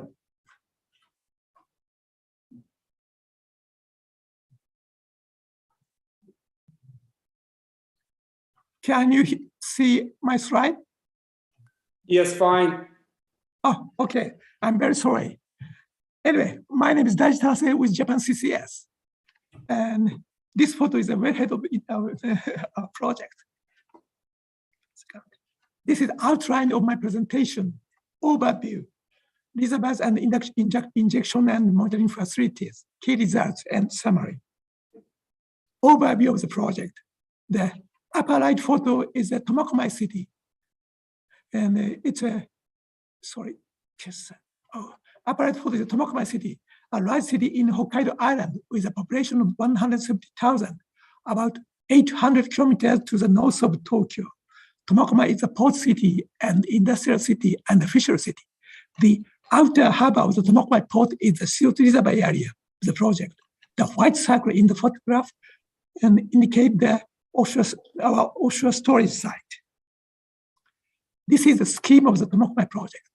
The CO2 source for the project is a hydrogen production unit in an existing oil refinery. There, hydrogen is produced by a PSA process, and a portion of PSA off-gas containing CO2 is sent to the adjacent CO2 capture facility by a 1.4 kilometers pipeline. After capture and compression, the CO2 is injected into two offshore subsurface reservoirs. The sandstone layer of the lower quaternary Moebius formation of about 1 kilometer deep below the seabed, and the volcanic and volcaniclastic rock layers of the Miocene Takinoue formation of about 2.4 kilometers deep. The project was launched in 2012, and it took 4 years for construction. CO2 was injected over 3 years and 8 months. In November 2019, we completed 300,000 tons of CO2 injection. This is a bird's-eye view of the capture and injection facilities. Blue arrows show the flow of PSA off-gas coming from the refinery, the capture facility with 3 towers, and the red arrows of the captured CO2 to the injection wells. Next was the reservoirs and injection and monitoring facilities. This is a geological cross-section from land to sea, which indicate the locational relationship between deviated injection wells, red lines, and reservoirs and cap rocks. The left is a diagram of the injection well for the Moebius formation. The drill depth is 3.6 kilometers. The maximum inclination is 83 degrees. The right is a diagram of the injection well for the Takinoue formation. The drill depth is 5.8 kilometers, and the maximum inclination is 72 degrees. The injection interval of the both injection wells are completed with slotted liners longer than 1 kilometer. This is a layout of the monitoring facilities from view. The red lines are injection wells. Green circles are observation wells, named OB1, OB2, and OB3. The gray line is an ocean bottom cable, OBC, of 3.6 kilometers length on the seafloor. The orange symbols are 4 ocean bottom seismometers, OBS, on the seafloor. One onshore seismic station, a yellow square, was placed in the western area of Tomakomai city. The white 6 kilometer square is the microseismicity monitoring area, where we observe seismicity intensively. This figure is a schematic diagram showing the deployment of various sensors. The 2 injection wells, red lines, are equipped with downhole pressure and temperature sensors. The 3 observation wells, green lines, are equipped with downhole pressure and temperature sensors, and 11 seismic sensors in total. A line of OBC, a gray horizontal line, is equipped with 72 seismic sensors. Next are key results. This slide shows the injection records of the Moebius formation left and the Takinoue formation right. 300,000 tons of CO2 was injected into the Moebius formation. Sandstone layers of very good injectivity. The red line is the injection rate. Black line is cumulative injection. And the blue line is bottom hole pressure near the reservoir. The maximum bottom hole pressure recorded during the injection were much lower than the upper limit pressure set to avoid damage to the overlying cap rock, indicating that the injection into the Moebius formation went very smoothly. On the other hand, the injectivity of the technологий formation, volcanic rock layers, was found to be very poor. The pressure buildup was very fast during CO2 injection, and only 98 tons of CO2 was injected. After the baseline 2D and 3D surveys, we have conducted 5 monitor surveys in total, which was a combination of 2D, 3D, and 2D plus mini 3D surveys. Red line in the bottom graph shows the cumulative CO2 injection, and the pink rectangles show the terms of the data acquisition. In the second, third, fourth, and fifth monitor survey, anomalies of the RMS amplitude difference of reflected waves are detected, indicating evolution of CO2 plume from 65,000 tons to 300,000 tons of CO2 injection. This slide is plan view. We can see anomalies evolution along the red lines, indicating the trace of the injection well. This slide shows the results of seismicity monitoring in the microseismicity monitoring area of 6 kilometers square from February 2015 to February 2022. 3D view of hypocenters, list of events, and histogram of events. 9 events were detected prior to the startup CO2 injection. 3 events during the CO2 injection. 3 events after the CO2 injection. All of these events had moment magnitudes smaller than 0.6 and occurred at the depths about 6 kilometers to 8 kilometers in the Cretaceous basement. The big earthquake of a moment magnitude 6.6 occurred 2018 and named 2018 Hokkaido Eastern Iburi earthquake. The hypocenter was 47 kilometers from the injection area, but no seismic activity was detected before or after this earthquake in the microseismicity monitoring area. In Japan, subseabed CO2 storage is governed by the Act for the Prevention of Marine Pollution under the jurisdiction of the Ministry of the Environment. In accordance with this law, we are conducting seasonal marine environmental surveys prior to, during, and after CO2 injection. Data is collected at 12 survey points above and surrounding CO2 injection points. Chemical and physical measurements of seawater and plankton and benthos observation are conducted. The red line in the figure on the right are the threshold line based on the relationship between partial pressure of CO2 and dissolved oxygen by the seawater chemical measurements. In case of I'm sorry, you have 1 minute left. In case of the exceedance of over the threshold line, we are required to conduct a side-scan sonar survey for bubble detection, pH sensor survey, and chemical remeasurement of the seawater as follow-up surveys. To date, we have conducted follow-up surveys on 4 occasions. Each time resulted in no bubbles from the threshold, no anomalies of pH, and no exceedance of the threshold. We have reported all the results to the Ministry of the Environment and received the official statement of the Ministry on each occasion that seepage or threat of seepage of injected CO2 into the ocean once detected. The big aspect in Japan is, big issue in Japan is earthquake. The 2018 Hokkaido Eastern Iburi earthquake struck the islands of Hokkaido on September 6, 2018. The front view on the left and the cross-section on the right.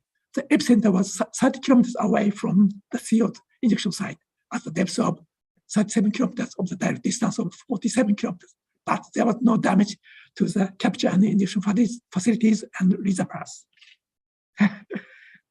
This summary, I will skip this slide. Anyway, I apologize for speaking so quickly. Thank you very much. Thank you very much, Tanasi-san, for very detailed presentation. Actually, from the technical point of view, I think we'll come up to your results at the later stages.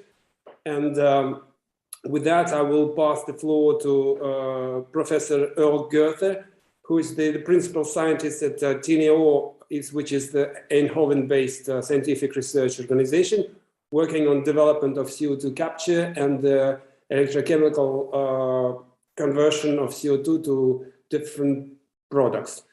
So, floor is yours, Mr. Gerber. Thank you. I hope you can hear me. Yep. Now let's see if we can put the slides on for it. Oops. So, oh, okay. With this, I hope you can see my slides. For it. So I will talk mainly about post-commission capture, and basically the main message is we are ready for large-scale deployment. So from a technological perspective, we are good to go, and that's the main message of this presentation. For it. But first a couple of words about the company which I'm working for. I'm working at TNO. TNO is the largest contract research organization in the Netherlands. For it, and basically we provide a bridge function between the academia and companies and trying to make technologies applied. And we do that with 3,500 scientists. And an important aspect is related to the energy transition. For it. So let's directly jump into the field of CO2 capture. For it. And I think people have seen this climate tech hype cycle before. And typically you have this, let's see if I can put up.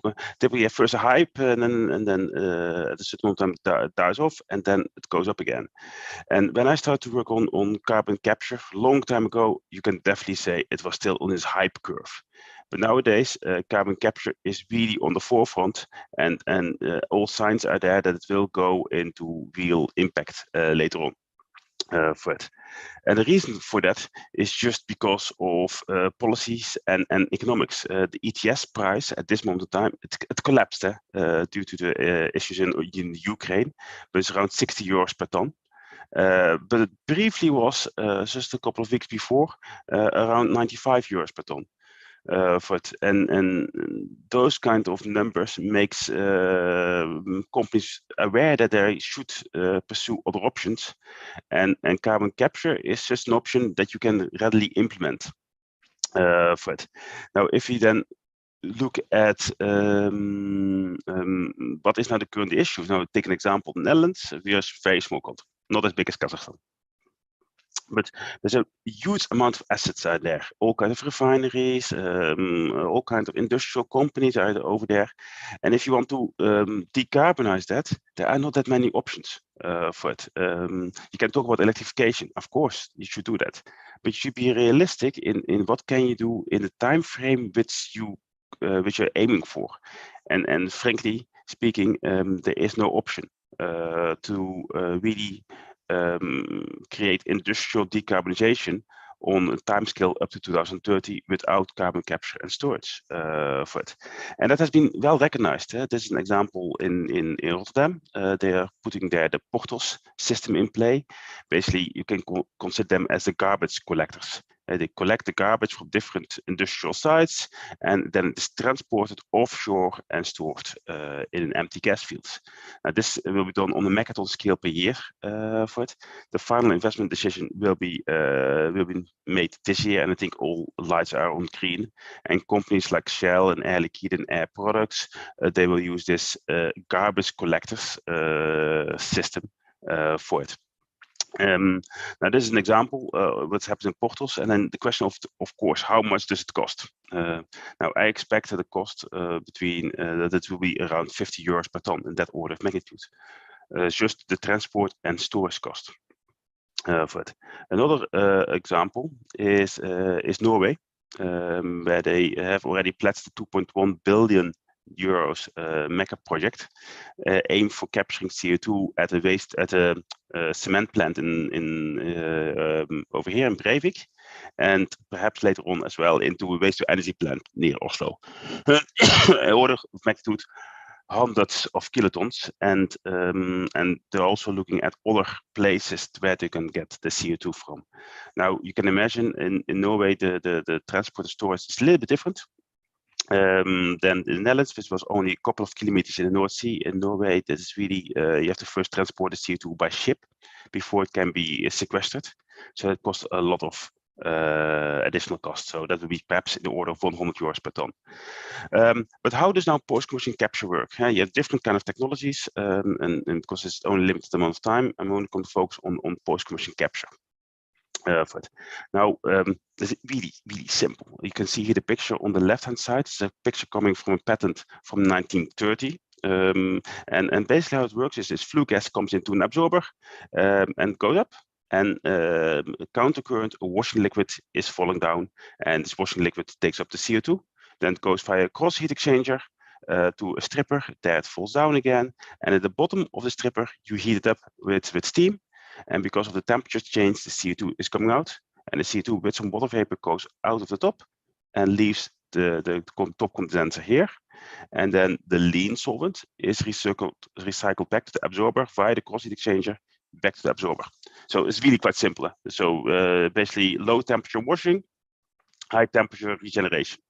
Now, what's low temperature? Typically 40, 50 degrees Celsius, basically absorption, and high temperature means 120 degrees Celsius.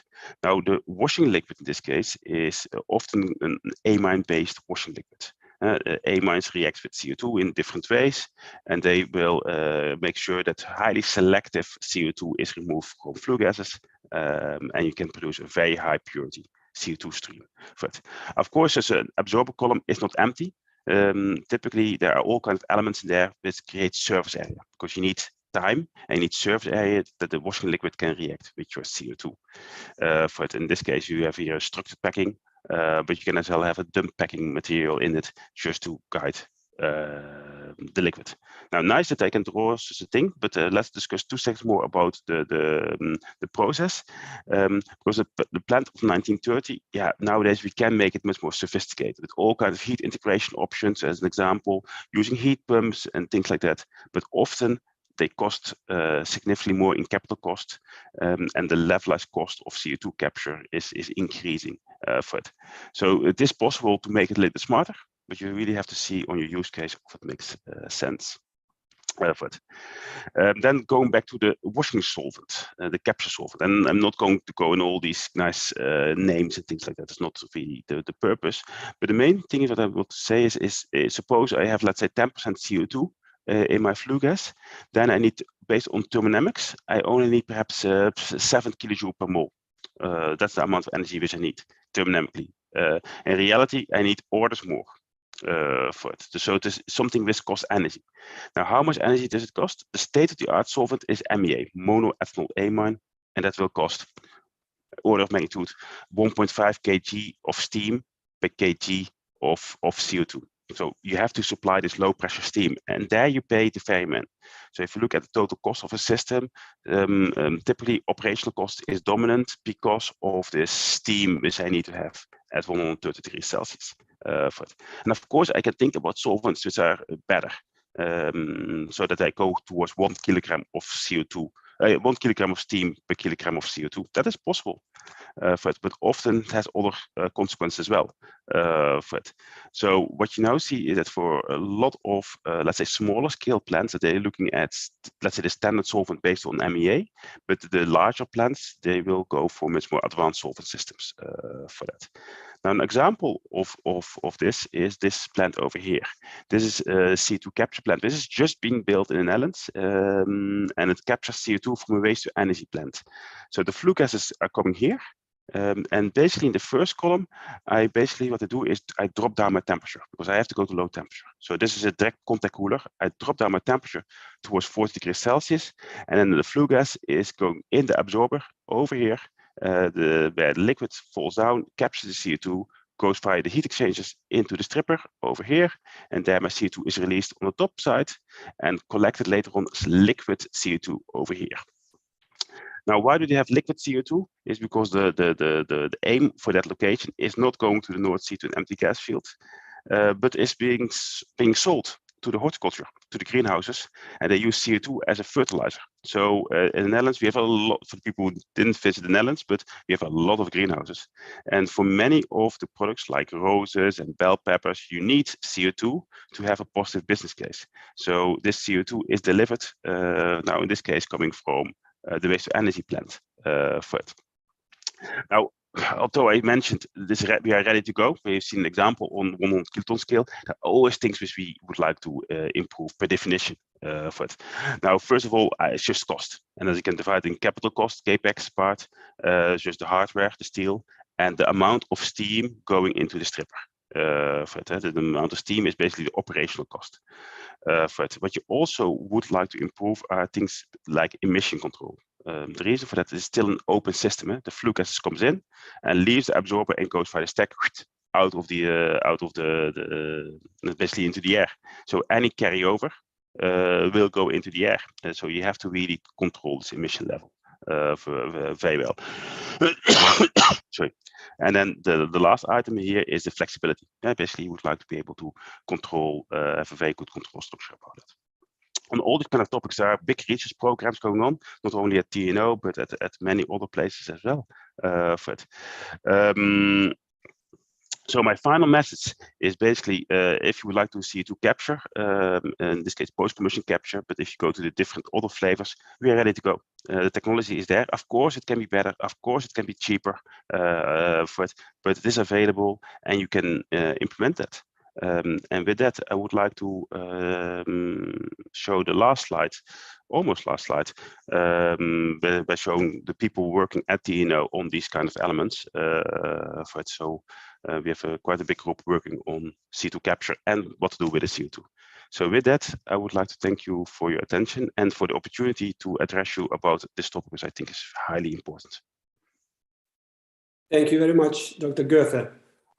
Very interesting industrial applications. Remains to be seen whether it commercially it's viable and at what cost are you selling the CO2, the liquid CO2 to the horticulture. But I will have one another question later after the end of the panel. But right now I want to present Mr. He Dongbo, who is the Vice President of the Research Institute of Petroleum Exploration and Development at CNPC. Mr. Dongbo, he has a 26 years experience in oil and gas industry. So I would invite you to present your case, Mr. Dongbo. Hello. Hello, everybody. Can you hear me clearly? Okay. I am pleased to take part in this radio conference. I come from the oil industry. You know, CNPC is the largest oil company in China. We take part in this afternoon's conference from our headquarters, and also some of my colleagues are interested in this talk, so they are also take part in the conference. Today, I will give a brief introduction of the carbon neutral conditions in China, and also I maybe give more focus on the CCUS EUR in oil industry, especially in CNPC. Next. My speech contains three sections. One is the role of CCUS for carbon neutral, especially in China, and they talk about CCUS technology progress in the CCUS. And also we will talk about the challenges and the way forward.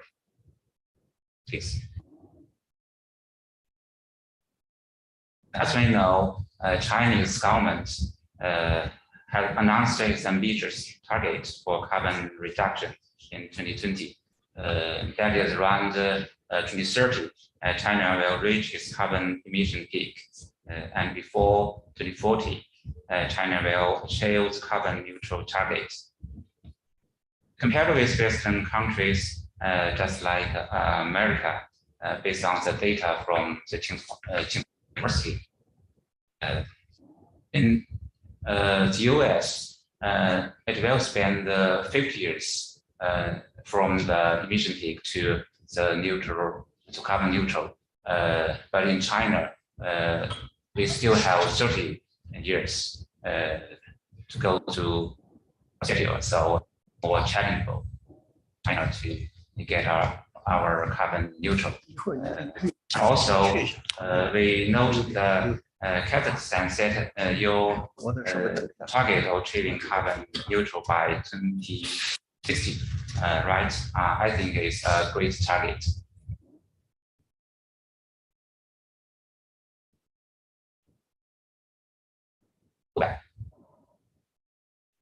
Okay.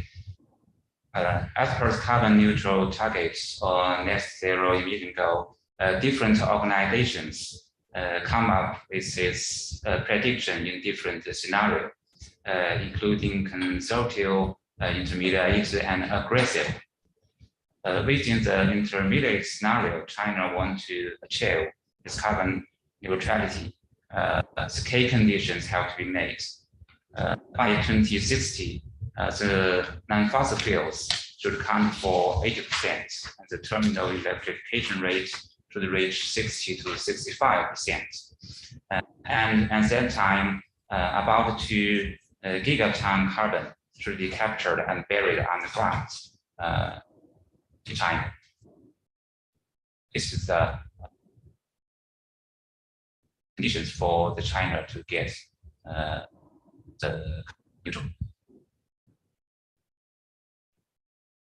And also for CNPC and the largest state-owned company in China, we also set up our plan for the green action plans. Besides, we should use more new energy for oil and gas production. We also set our CCUS targets by 2050. There will be 40,000 kiloton CO2 will be injected in CCUS, and also another 50,000 injected into depleted oil and gas fields. And also we should prepare some selling formations to have the capacity of 40,000 kilotons. Next, please. SMPC has started CCUS research and test in more than 40 years ago. In 1965, CO2 flooding technology has been introduced into China, and the first field test implemented in Daqing oil field. Then since 2006, CNPC accelerated CCUS R&D and conducted several CCUS field tests. And by now, our company has achieved the capacity of implementation of full-scale CCUS projects. Then I will give more focus to introduce the technologies of CCUS in CNPC. And the first is CO2 capture technology. For different CO2 concentrations, capture technology differs. For concentration about 90%, we directly use compressed liquefaction method. And for conception ranging from 60 to 90, we use low temperature rectification method. And also for the much lower concentration CO2, we use amine absorption methods, but the cost is high. Then as for the CO2 transportation, we have learned the fundamental principles of the phase behavior and properties of CO2 mixture bearing impurity substance. A 53-kilometer-long CO2 pipeline has been built and operated in Jilin oil field, and transport 500 kiloton CO2 annually in gas phase. We also we are also doing some research on the circular transportation method. Next is CO2 flooding.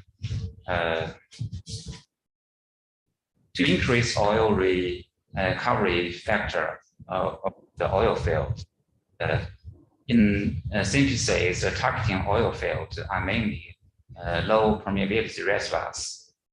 To increase the cost of CO2 gathering, separation, injection, and cycling, The full portfolio equipment has been efficient strategy, including factory prefabrication and modular construction to cut cost. The next is about the CO2 storage. There are major three mechanisms. The first is volume replacement to the initial oil and the CO2 has been kept in the gas phase. The second is dissolution retention in the underground water areas. And the third is mineralization reaction.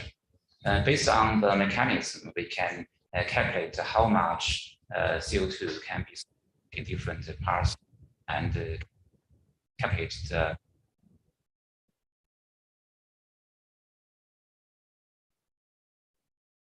to date in CNPC, we have implemented 42 CO2 projects.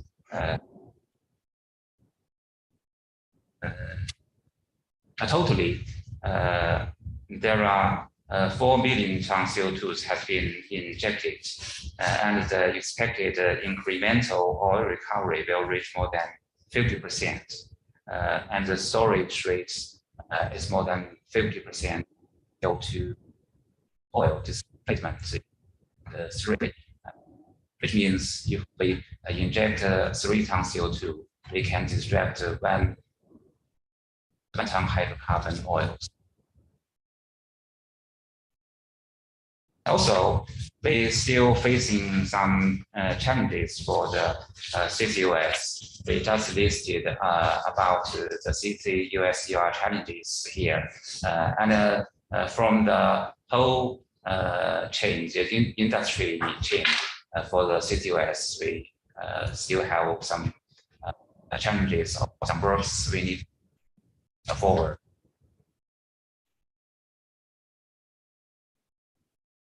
It's on the way forward. There are still some technical problems need to be mitigated. To capture lower consumption, to capture lower concentration CO2 emissions, the cost must more than accepted. We need low-cost technologies to refit the existing power and industry plants. Long-distance pipeline and supercritical phase transportation favorable to support large-scale CO2 transportation. And then how to promote sweep efficiency in CO2 flooding, particularly in immiscible conditions, just like in the CNPC, is a critical problem. And also the safety problem involving leaking monitoring or surveillance, and also some of the policies of the government to subsidy CCUS implementation. Focus on. And in the end, some conclusions I talked about above. I don't want to repeat it again. Just one thing I want to emphasize is the CNPC has established extensive cooperation with Kazakhstan, and we are looking forward to expanding the areas of cooperation between both of us, including on the CCS and the CCUS projects. And that's all. Thanks for. Thank you very much, Mr. Dongbo. I think I'm sure that your CNPC experience will be very relevant and helpful to Kazmunaygas and other oil projects here in Kazakhstan. And we'll come back to this issue probably at a later stage. And now I want to present Mr. Diego Vazquez-Hanzola, who is the Technical Director, Principal Carbon and GHG Storage Consultant at Asia Pacific region. So please, and with a presentation on of enhanced hydrocarbon models recovery. Please, thank you. Yeah, hello, good afternoon. Just let me test the sound. Do you hear me properly?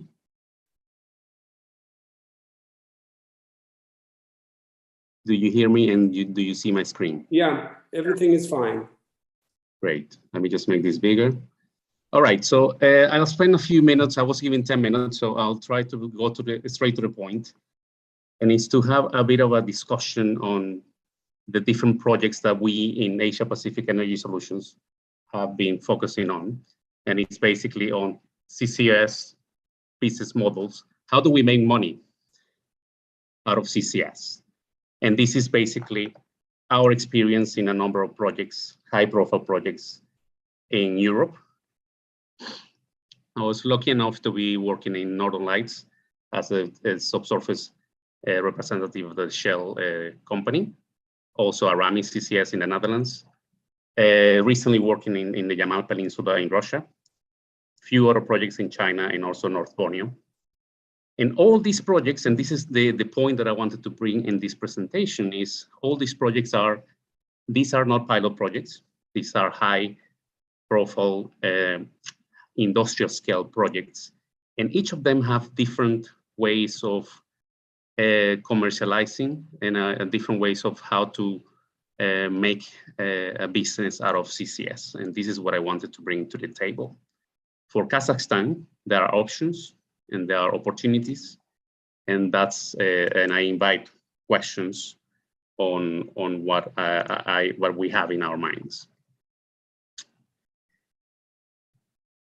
I'm going to spend at least 5 minutes on this slide because this is what I would like everyone to understand, that yes, ETS and carbon taxes, carbon prices are important, but this is by far not the only way to make CCS a business model. CCS, as it has been mentioned many times before, it is a way to minimize CO2 emissions, and is something that the planet would welcome, obviously. But we strongly believe that in order for CCS to be sustainable, to make a sustainable solution, we need to be honest with ourselves, and it needs to be linked to a business model. So ETS, carbon taxes, is all related to the Model 1 that I mentioned here. So please follow my cursor. Model 1 is basically, there are tariffs. The operator is paid by tariffs per ton, and you're paid by disposing CO2 underground. Examples are existing examples. This is not theory. This is not academic. This is not pilot. There are projects already in the pipeline, like Northern Lights, which, like I mentioned before, I was very lucky to be involved in. Also another project in Australia called Deep Sea. The business model is associated to the ETS. Now I'm highlighting the Model 2 and 3 because in our humble opinion for Kazakhstan, today the ETS probably is not high enough to justify investments on CCS. However, Model 2 and Model 3 may be options that could be considered. So what are these Model 2 and 3? Model 2 is, in a nutshell, is to ensure business longevity as it is today, fossil fuels. It is basically come with CCS solutions to coal-fired power plants, for example, or when you have countries where you produce LNG, hydrocarbons, is basically to come up with a pre-combustion or post-combustion, in the case of coal, CCS solutions in which you're not really making money out of the storage, out of storing CO2. You're actually making money because CCS is enabling further production. Examples, Sleipner, probably everybody has heard of it in Norway, Bayundan in Australia, Kasawari in Malaysia, CTSCo in Australia. There are a lot of existing projects today that they are investing on CCS, not because they're making money out of ETS, it's because they're enabling longevity of their traditional fossil fuels models, fossil fuels business models. Model 3, again, existing projects ADNOC in Abu Dhabi, they sell blue ammonia to Japan. This is all public information, by the way. There's a project in a project in Canada called Quest. Another project, H2H Sultan in the UK. All these are basically, you're making a business out of, not because of your storing CO2, it's because you are dealing with the byproduct of production of blue hydrogen or blue ammonia. And CCS enables that investment. So what we're trying to say is Model 2, Model 3 could help Kazakhstan to justify an investment on CCS, where you can already get financial benefits in a short term. Just for completeness, Model 4, there are a few projects. For example, Aramis in the Netherlands is a project that I was involved also in the past. Singapore LNG or Teesside in the UK. These are hubs. We call it hybrid because the source of CO2 could come from anything. It could be Model 1, Model 2, Model 3, and it's basically what is very famous right now is the discussions about building a hub in around certain areas. I'm not sure whether that would be applicable to Kazakhstan. Our opinion today in this presentation is about Model 2, Model 3. Now, I'll spend a few minutes on my, I think this would be my last slide, and just to highlight a bit of what I already mentioned is for the different options that we have on the left, the Norway model, which is basically disposal, a Model 2, which is pre-combustion or post-combustion in case on coal-fired plants, pre-combustion to sell hydrogen, like examples all here, or post-combustion retrofitting gas power plants or coal-power plants. The point is, short-term, you could benefit very quickly. You see, that's green means good. You could benefit very quickly in terms of impacting the emissions and impacting international reputation. But we need to look into the financial benefit. Where is that model that would enable that short-term financial benefit? And by far, obviously, this is a very high-level statement that requires a proper assessment for Kazakhstan, but by far Model 3, which is associated to blue hydrogen, or depending on the portfolio, what you have in terms of hydrocarbons or the coal business, you could benefit very quickly from CCS by looking into directly Model 2 or Model 3.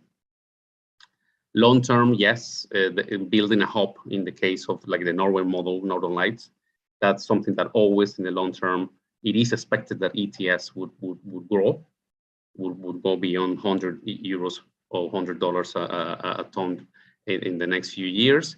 But again, CCS investments are such a magnitude that it is important to consider the financial benefit on the short term. I will leave it at this moment. I just want to quickly browse through a bit, the projects that we've been always, that I can publicly talk about. Northern Lights, Aramis CCS, Yamal LNG in Russia.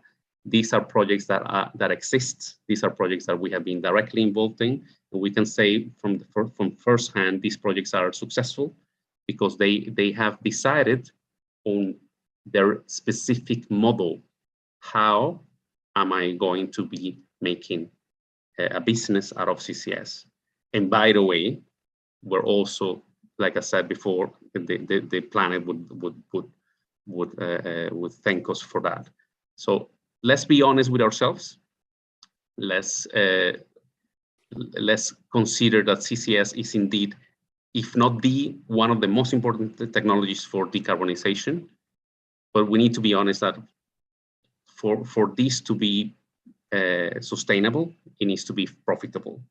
So let's discuss openly about the commercialization of CCS and what are the models. Thank you so much. And if you have any questions, here's our website and our email. I will be welcoming any questions later on. Thank you. Okay, Diego, thank you very much. Very interesting and actually down-to-earth presentation. I totally agree that blue hydrogen is the most relevant model for us. At a later stage, we can go to the probably the storage at our oil wells, depleted oil storage, oil sites on the west of Kazakhstan. But I totally agree with the participants of the chart, or with the audience, that before starting with the storage and CCUS technologies, we need to do our homework and make a proper energy efficiency, reducing emissions, both methane and greenhouse gas, and also probably abatement of carbon dioxide is more applicable to Kazakhstan rather than on storage. I have two questions for the panelists. One from Alima and COC, which is, if you on the average, if you take the cost structure of capture, transportation, and storage, how would you place the cost structure among these three chains, elements of chain? And the second one, Diego has already answered this question. What might be the main challenges and pitfalls for implementing CCUS technologies here in Kazakhstan? So I would start probably with Tanase-san, and then other panelists. Thank you. Yeah, I think the availability of the CCS or CCUS is depend on the status of the countries. So the such kind of the cost structure and the question is it is not easy to answer. Anyway, so I can and I say my own opinion that as for storage, it is impossible to import good reservoir. Well, and also we cannot export our reservoirs. So that as for storage, and the storage cost is depend on the country situation. And secondly, as for capture, we can import, export the CO2 capture technology. So it's easy to down the cost itself. And as for transportation, it's also depends on the countries. For example, in Japan, our reservoir is maybe mainly in the sea and under the sea, in the offshore reservoirs we are targeting. So, and as for transportation in Japan, long distance pipeline is not practical. Let's say is not practical. So now we in Japan, especially in Japan CCS, we are now conducting the ship transportation. The ship transportation is most, let's say, feasible transportation method in Japan. So now my company is conducting the demonstration project of the ship transportation. So I'm not sure this is enough answer. Anyway, in Kazakhstan, it is not necessarily ship transportation. So in the capture, transportation, and storage, maybe, and also the cost structure of these items are mainly depend on each country, especially the transportation and also storage. It's my opinion. Thank you very much. Dear panelists, do you have other opinions on that, or I will ask another question? No, Shall I go first? And then I was going to say, of course, this really depends on the local conditions, but just to giving some numbers, and then take the numbers from Northwest European context for it. Post-combustion capture on a very large scale, let's say a scale of 400 kilotons, this will be in the order of 40 to 50 euros per ton of CO2.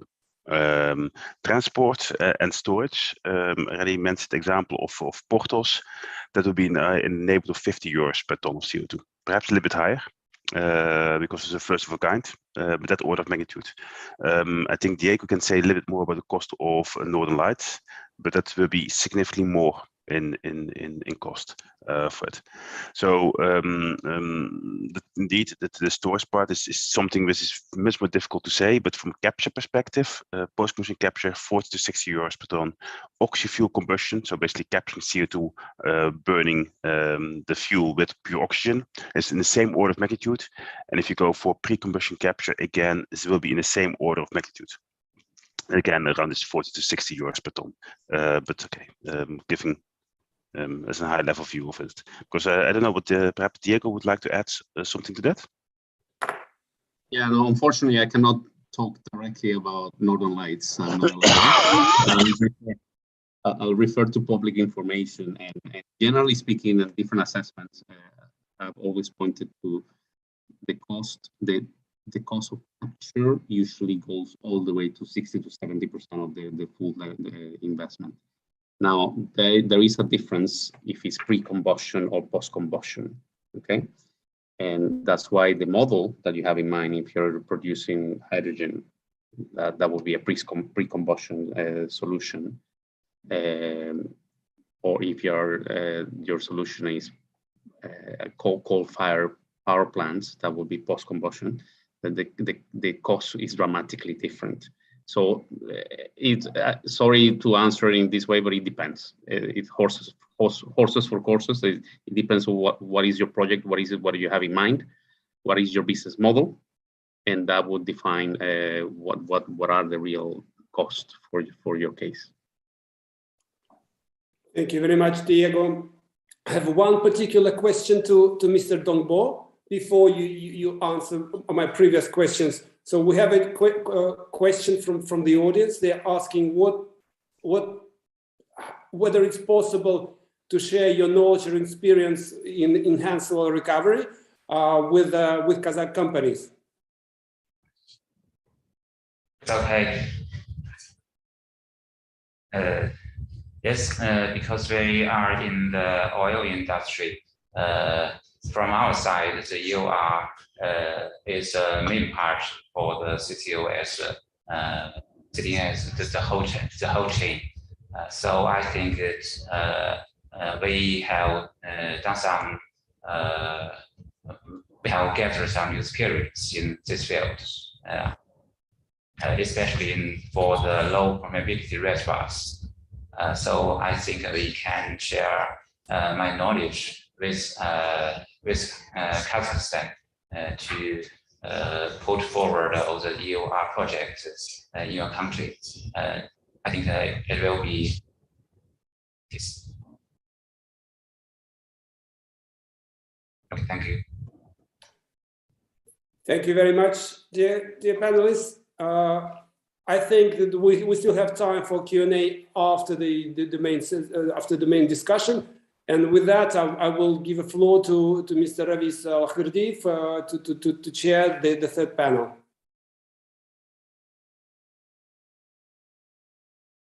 Ramis?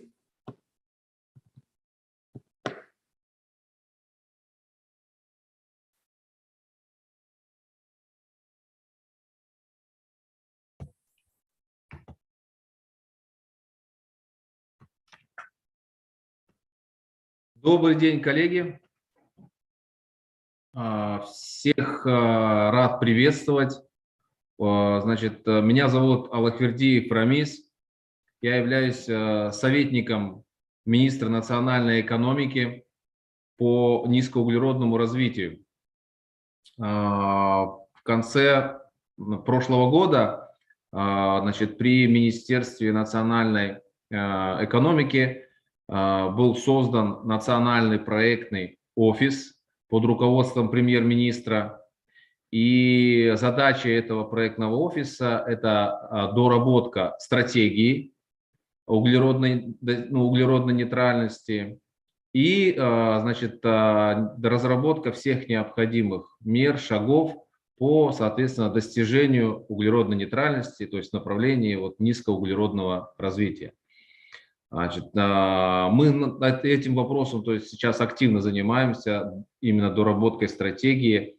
У нас, значит, эту работу, очень большой объем этой работы провели Министерство экологии совместно с GIZ. Значит, это те необходимые вводные, теперь, которые нам было поручено, мы туда внедряем, тем более с учетом КОПа 26, который состоялся, с учетом тех изменений, которые происходят в последнее время. То есть мы производим актуализацию этой стратегии. Поэтому, конечно, сегодняшняя тематика, то есть она для нас очень важна, потому что непосредственно технологии улавливания, финансирование технологий улавливания – это то, что сидит как бы в основе снова же вот нашей стратегии, где мы должны будем определить объем, соответственно, финансирования, в том числе, которое понадобится нам для достижения углеродной нейтральности до 2060 года. Значит, поэтому сегодня такое важное абсолютно мероприятие.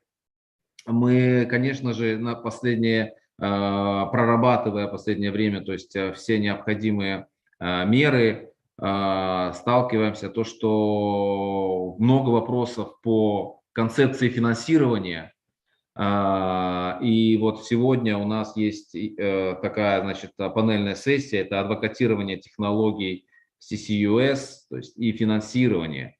Хотелось бы сегодня послушать наших экспертов, значит, что они скажут по этому вопросу, расскажут нам. То есть сегодня первым спикером у нас является Даршак Мехта. Это международный эксперт в области энергетики, энергоэффективности, углеродных рынков в Азиатском банке развития. Имеет более чем 25-летний опыт работы в таких областях, как возобновляемые источники энергии, энергоэффективность, углеродные рынки, а также улавливание и использование и хранение углерода.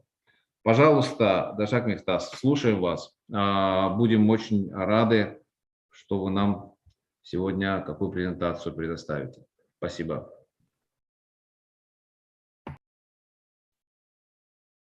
Thank you, Chair. Thank you for giving me this opportunity. Yeah, thank you for giving me this opportunity. Now, let me just check if you can see my screen. Just let me check that. Just a second.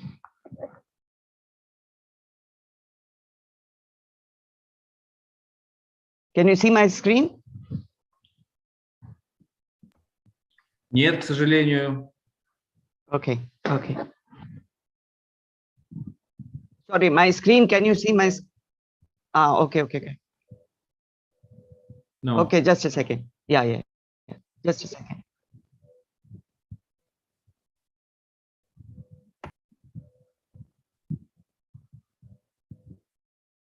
Now? Yeah, it's nice. Okay. Sorry for the delay. Let me just put it into full screen mode and yeah. So thank you so much, everybody, for giving this opportunity to ADB to present what it has done so far and how ADB can collaborate with Kazakhstan into the next phase, wherein they would like to go ahead with CCUS as a tool to decarbonize and meet their 2060 target. So Kazakhstan, with its fossil fuel economy structure, can take a lead in Central and West Asian region towards sustainable technology-based energy future with undertaking the needed structural changes. ADB stands ready to assist the country in adapting its energy and environmental practices to expand applying CCUS technologies. So ADB will be more than happy to be part of ADB's to Kazakhstan's journey towards CCUS. Now, let me just begin with the energy policy of ADB. So this energy policy of ADB came into being in October 2021. And this policy is following UN Sustainable Development Goal 7, which is affordable and clean energy. In particular, what ADB has done is that since 2013, it has stopped the coal-based projects. Second, it has supported its developing member countries on commitment to phase out from coal and including help into just transition. Third is it has focused on acceleration of DMC transition to renewable energy.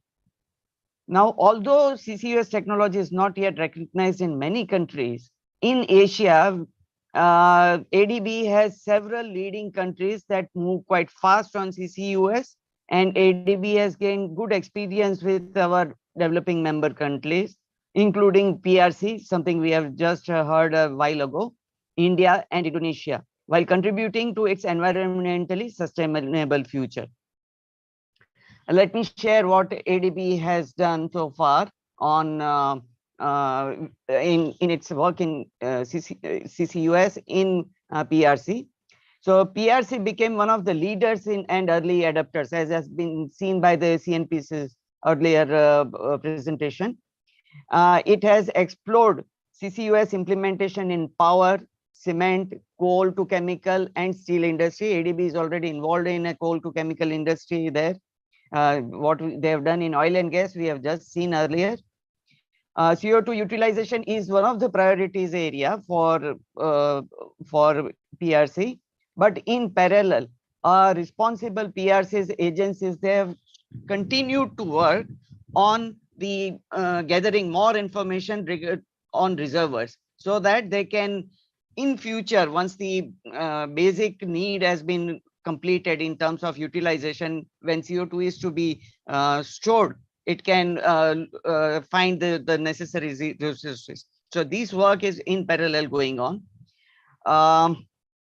This is a picture of ADB's work in November 2015 when it released this roadmap for CCUS in PRC.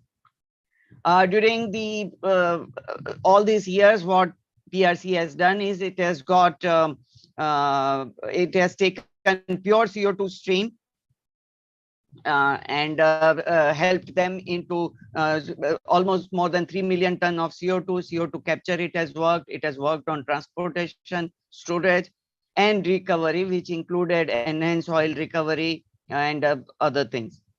Now let's move to the work that ADB has done in terms of Indonesia.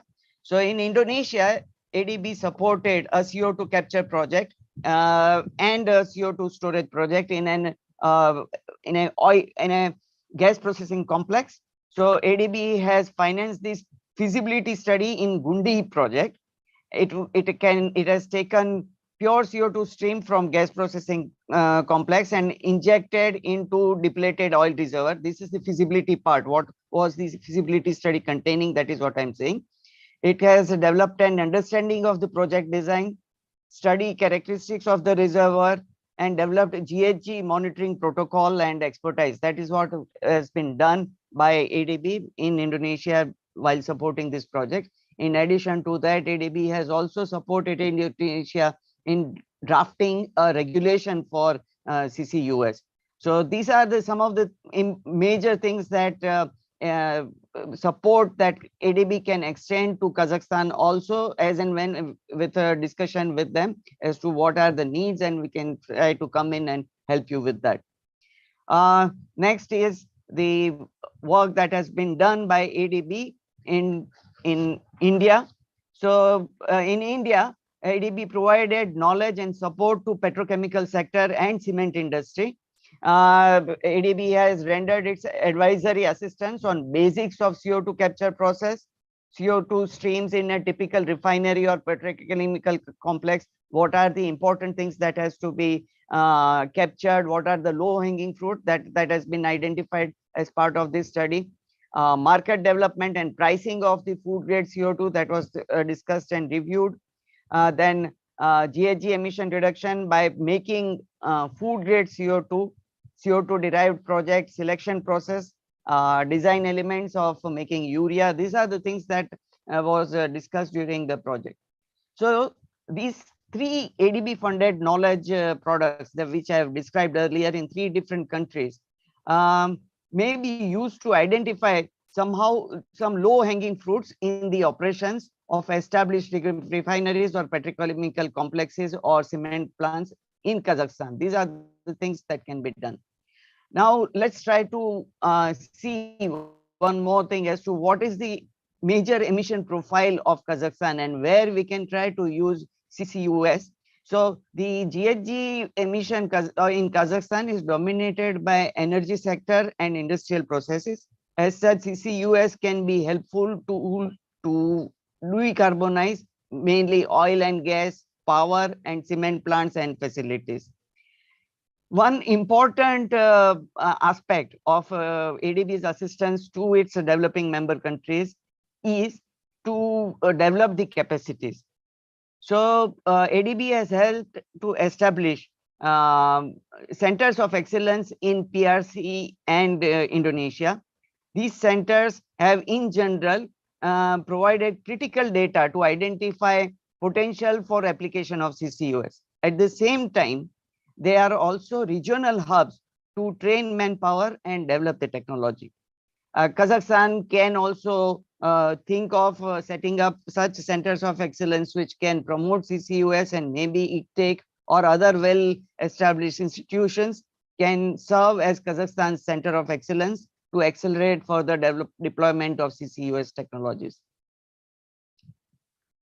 Now, as part of its ongoing work of knowledge development and knowledge sharing, ADB has also been trying to bring out many knowledge products.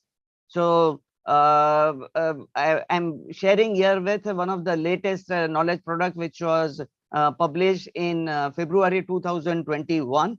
So this is a game-changing CCUS technologies wherein almost 11 technologies and conceptual ideas have been discussed over here, and this is an attempt to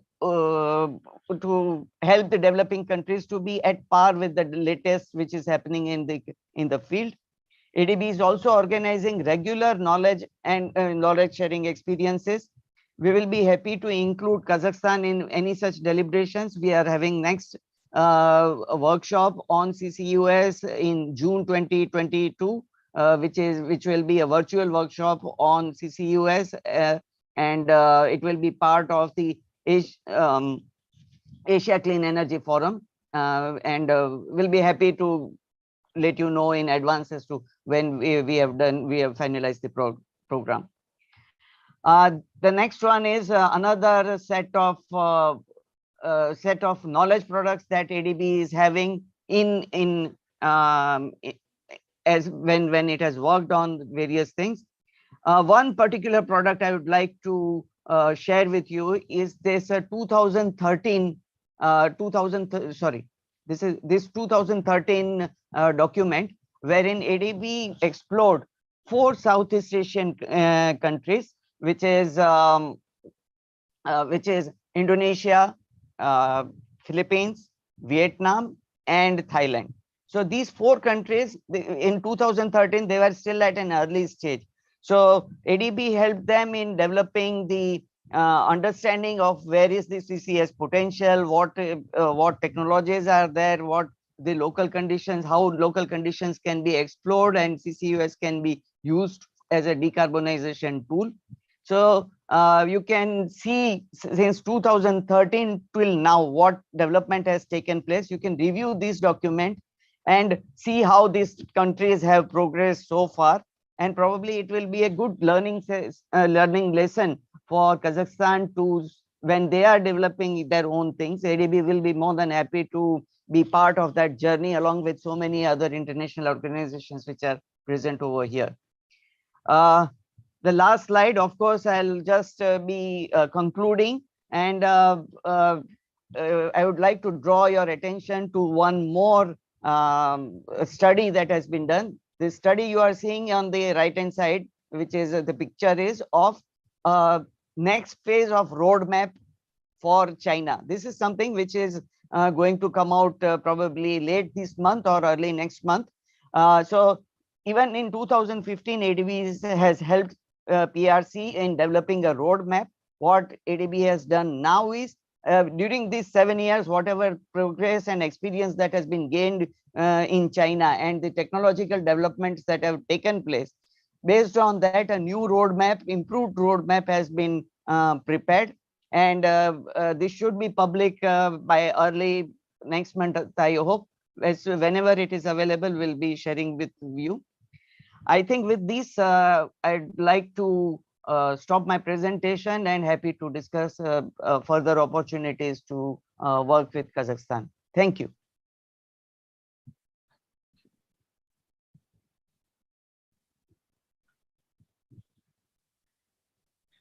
Thank you very much. Thank you very much, Dr. Mifta. Very interesting presentation. I think that's for all. And I want to ask one question from my colleague. So, is there any option to open the Center of Excellence in Kazakhstan? What kind of needed to do that? I think you can. Yeah, that should be an opportunity. I think we can discuss and deliberate it a little further. We can develop and discuss with Mr. Nariman, who is the country director of ADB in Kazakhstan, and we can discuss as to what are the opportunities. ADB has already, we are already in middle of this year, so some of the work has been already planned. But maybe we can start small, and ADB will be happy to collaborate with Kazakhstan on the next phases. Thank you very much. And one more question from me. I just want to tell that you told about the potential in Kazakhstan. Then what about we are working for now? So, and I think that together we can discuss it, and we can very interesting for us discuss all those projects, what you did before in China, Hindi. So it's very interesting for us, and we want to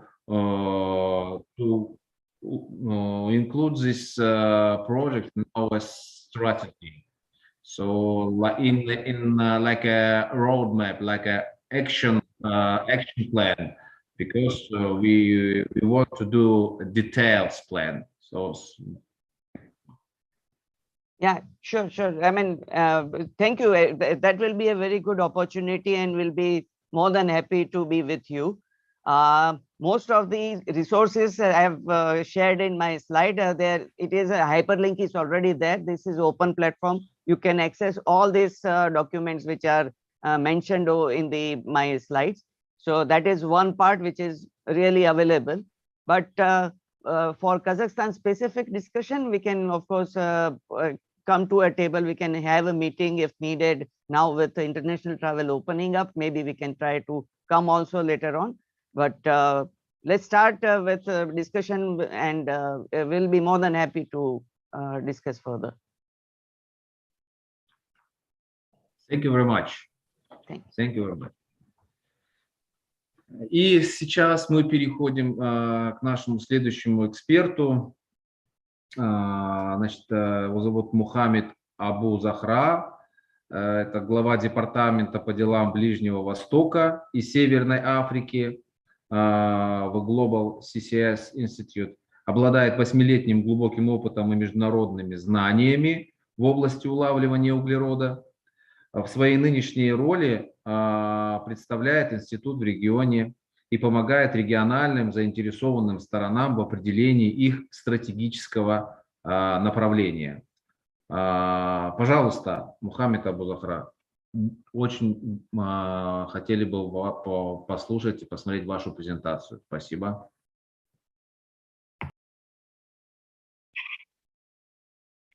Okay. Yeah, good afternoon, everyone. I hope you can hear me clearly. And let me share my slides first.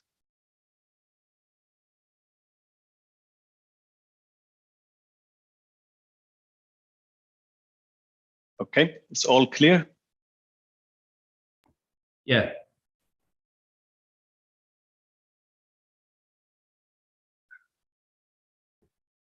Okay, so good afternoon again, and thank you for the opportunity.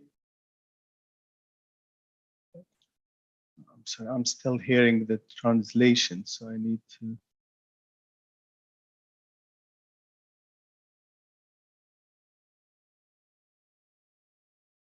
Okay, so again, my name is Mohammed Abu Zahra, and I'm from the Global CCS Institute.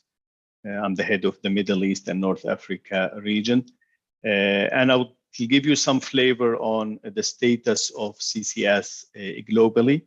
And before I do that, just a couple of slides introducing the Global CCS Institute for those who are not familiar with our work.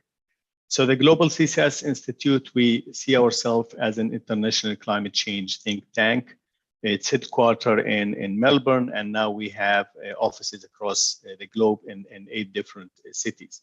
We are a non-for-profit organization, a member-led organization, and our mission and vision all goes around the deployment of CCS globally. So we try to accelerate or help in the acceleration of deployment of CCS, and also to make CCS as it is as an integral part of low emission future. So we have these 8 offices. Recently, we established the office in the Middle East, and I'm heading that in Abu Dhabi. And we have been in contact with the teams in Kazakhstan to explore options for collaboration as well, and to include Kazakhstan in our activities. And being in this conference is a first step to do that. So in terms of membership, we currently have over 125 members distributed across the world. And that goes from governments to national governments, oil and gas sector, technology providers, power generation, industries, research and development. So we form kind of like umbrella where all these members, they come forward, they get benefit from our services, but also it's for them to talk and to collaborate, and we help these members get connected and work closely together. On CCS, when we talk about CCS, we have to understand the importance of CCS and the driving behind that. And achieving deep decarbonization in the industry, CCS will play a major role in that. Enabling the production of low carbon hydrogen at a larger scale, providing low carbon dispatchable power, delivering negative emissions when we talk about direct air capture or PICS or other technologies. And we have seen an increasing momentum over the last couple of years where new facilities has been announced in different stages. The capacity promised for carbon capture, utilization, and storage has increased by 32%. And now we talk around 135 plus facilities globally. And when we talk about these facilities, we talk about large scale integrated CCUS projects.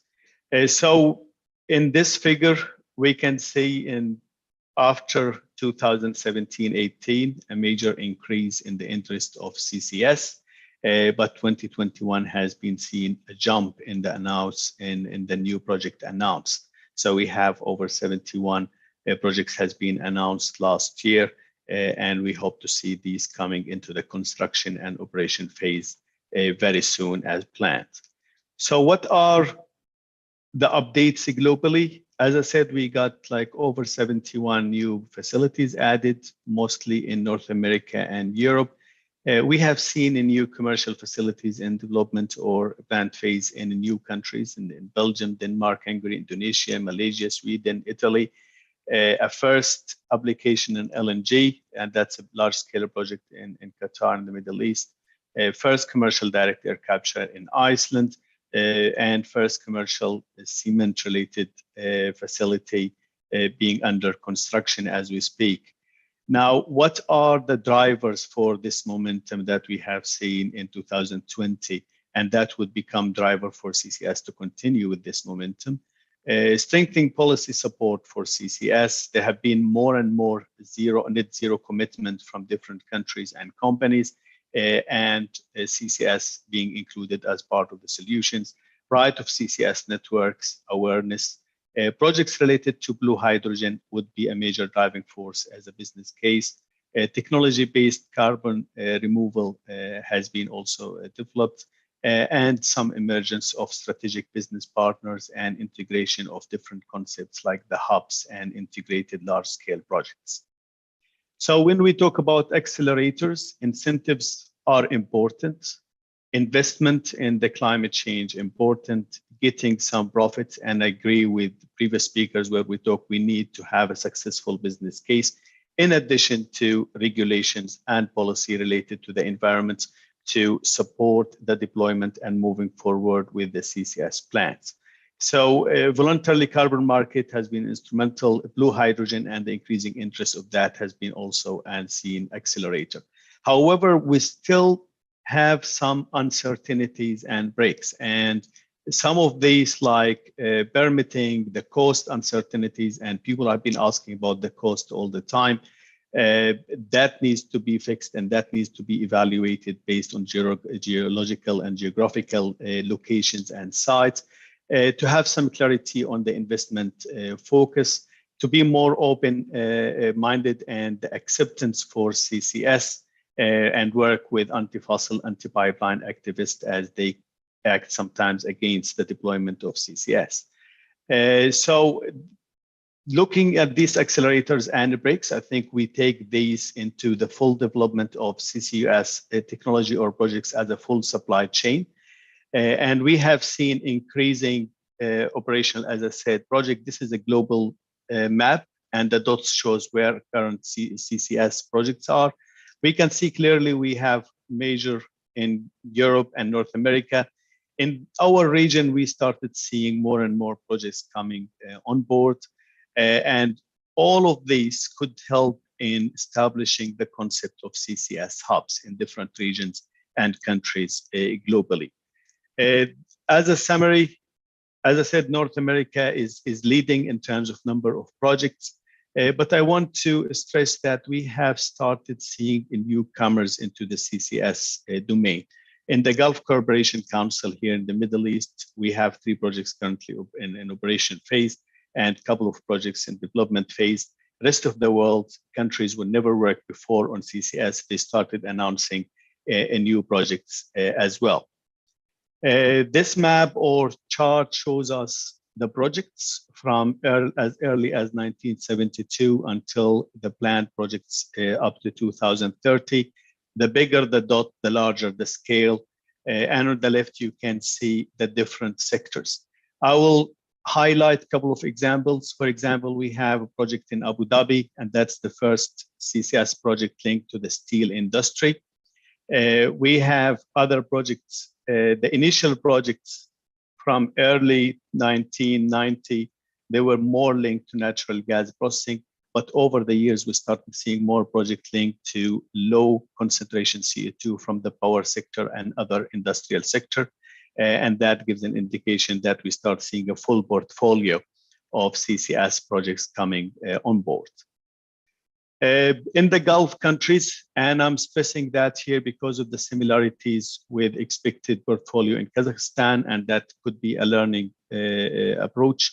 So currently there are 3 facilities operational, one in Qatar, and that's a liquefied natural gas. Then we have the one in the UAE from steel industry, another one in Saudi Arabia from the natural gas sweetening. More and more countries are adding CCS into their indices. Power generation and blue hydrogen has been major driver in the region, and I think also globally. Enhance or recovery is still very essential, and most of these projects are linked to enhance or recovery with the oil and gas field. Now we see more and more increase in interest in the region, and we think hosting COP27 in Egypt this year and COP28 in the United Arab Emirates next year will also help in driving all clean energy technologies, including CCS, and we started seeing more and more of the interest coming forward from different stakeholders. So we talk about the progress, but we still need to increase the capacity. If we want to achieve the targets promised globally, we need to increase the capacity by 100-fold by 2050. So major investments is needed for capital investment, for building projects, and we need a stronger policy for and incentives for rapid CCS investment, which is currently overdue. And I think all governments and international cooperation should push for stronger policy deployments. So a stronger policy is needed to define the role of CCS. We need to create long-term high value on the storage of CCS, support the identification of geological storage site and resources, make sure to build the trust into this geological storage, build technologies for around the laws and regulations. Specific laws and regulations will be needed for the long-term storage, long-term monitoring for the CO2. Ensure emissions abatement policies are inclusive for all options, including CCS, and that will help in moving forward with the CCS technology.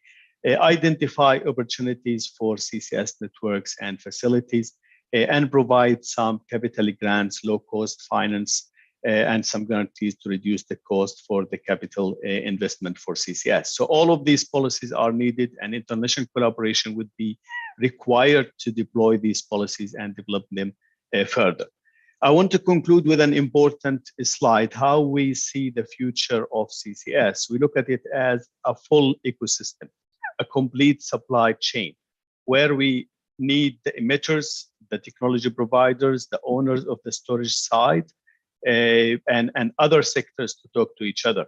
So if we take it from the source to the transportation to the storage, and then around that, we have finances needed, carbon accountant is needed, geoscientists, engineers, lobbyists, lawyers, permits, risk management, insurance companies. All of these need to come forward, and we need to start building what we call a supply chain for a CCUS industry in the different regions, but also globally, to move this forward with larger scale projects across border and across the globe.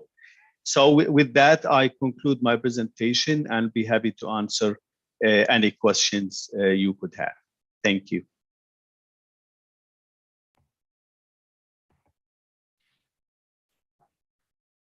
Спасибо большое. У нас есть. We have one question from my colleague.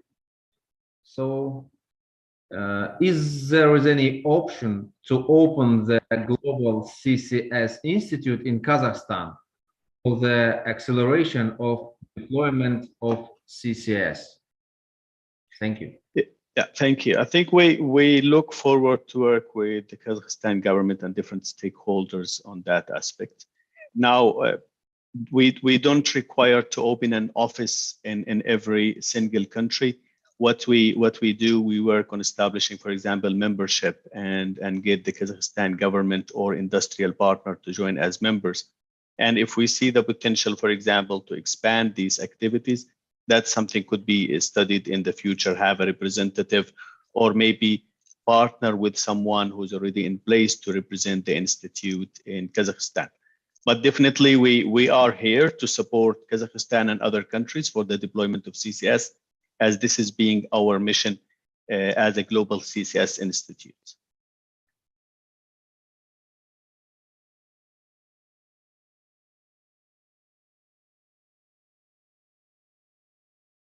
Thank you.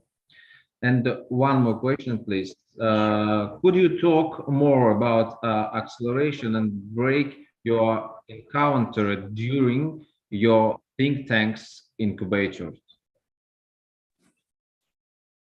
I'm sorry, I missed the second part. There was a break in the sound. Could you talk more about accelerators and break you encountered during your think tank incubators? Okay, so when we talk about accelerators, we have been working with different governments and different technology providers, different stakeholders on, first of all, encourage collaboration and knowledge sharing. And that's something we do via our publications, events, specialized studies, and coordinating activities between different members, countries, and companies. And also we try with our commercial and consultant team, identify any challenges and how that could be resolved to accelerate the deployment of CCS.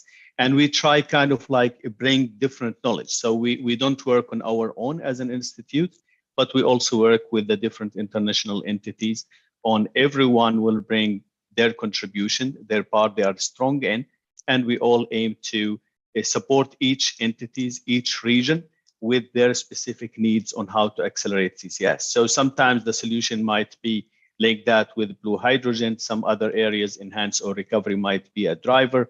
In some other aspects, there would be a need to develop some CCS hub and look into transportation of CO2 cross-border. So there are many options and accelerators, and we're trying to get engaged into these discussions at different levels to support that.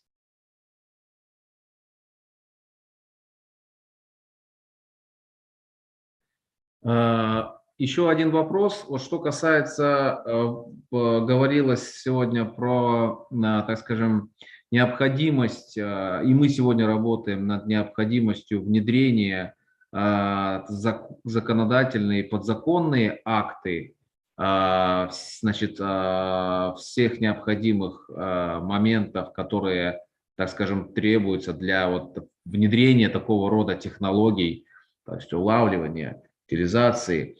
Могли ли бы вы, то есть мы с вами как проектный офис, ну, непосредственно по низкоуглеродному развитию, проработать и, так скажем, совместно отработать вот необходимые механизмы? Спасибо.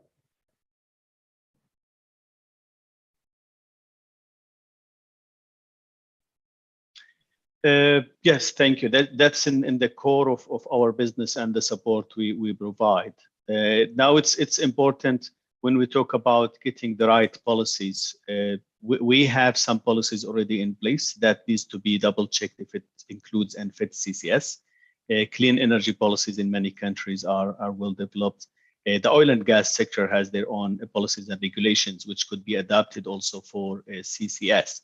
As an institute, we have our team who works on policy analysis and regulatory framework development, and we'll be happy to talk offline and discuss potential involvement of our team members and support you as needed on that aspect. Thank you very much. Thank you very much, Mohammed Abu Zahra. Very interesting presentation. I think that we will be working together with collaboration. Thank you. Thank you very much.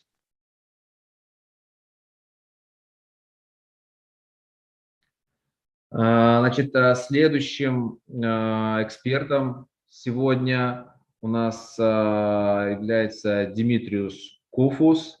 Это ведущий специалист по прямым финансам, заместитель директора по энергоэффективности, изменению климата ЕБРР, имеет более чем 25-летний практический опыт в широком спектре областей, в том числе в области производственных технологий и оптимизации процесса, систему управления производством энергетических и экологических технологий, энергетического и экологического законодательства, отчетности и цепочки поставок. Пожалуйста, Димитриус Куфус, будем рады послушать и посмотреть вашу презентацию.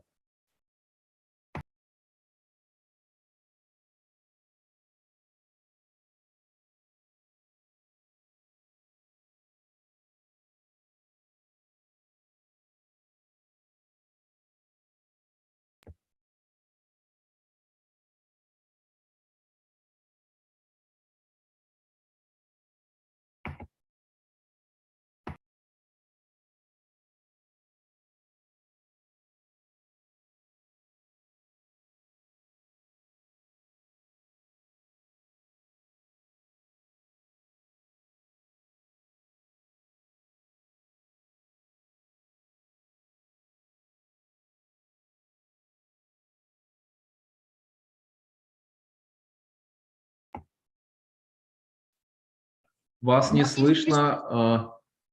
Что-то со звуком.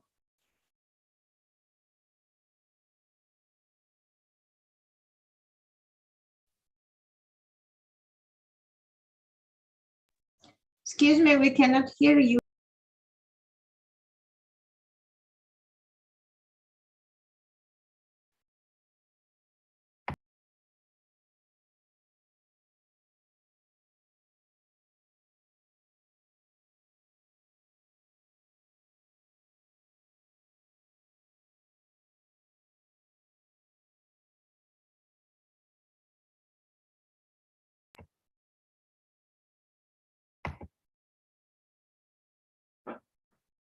Нет, звука до сих пор у нас нет.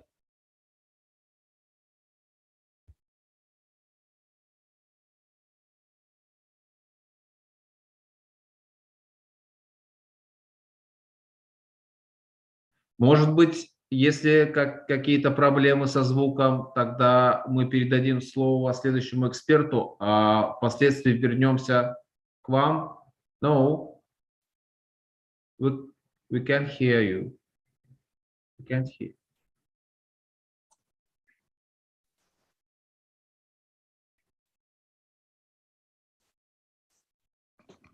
Can you hear me now? Yeah, now it's okay. Okay, all right. Apologies for that. Let me share my screen.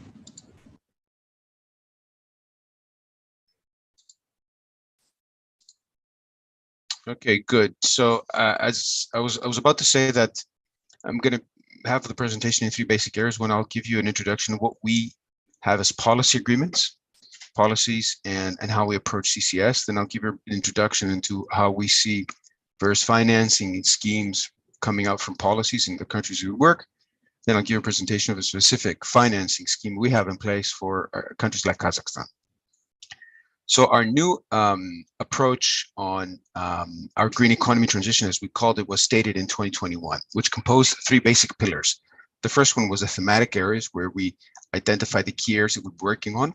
The policy engagement identified the low carbon strategies and the building capacity and the corresponding measures that we need to take in place. And the third, the most important, was Paris aligned, which means we have made a statement that by the end of this year and from 1st of January 2023, all our investments and all our activities will be Paris aligned. And therefore, this means that CCS, as a key carbon reduction lever, is a critical component to that. As part of our thematic areas, we've identified the following key areas that we have seen.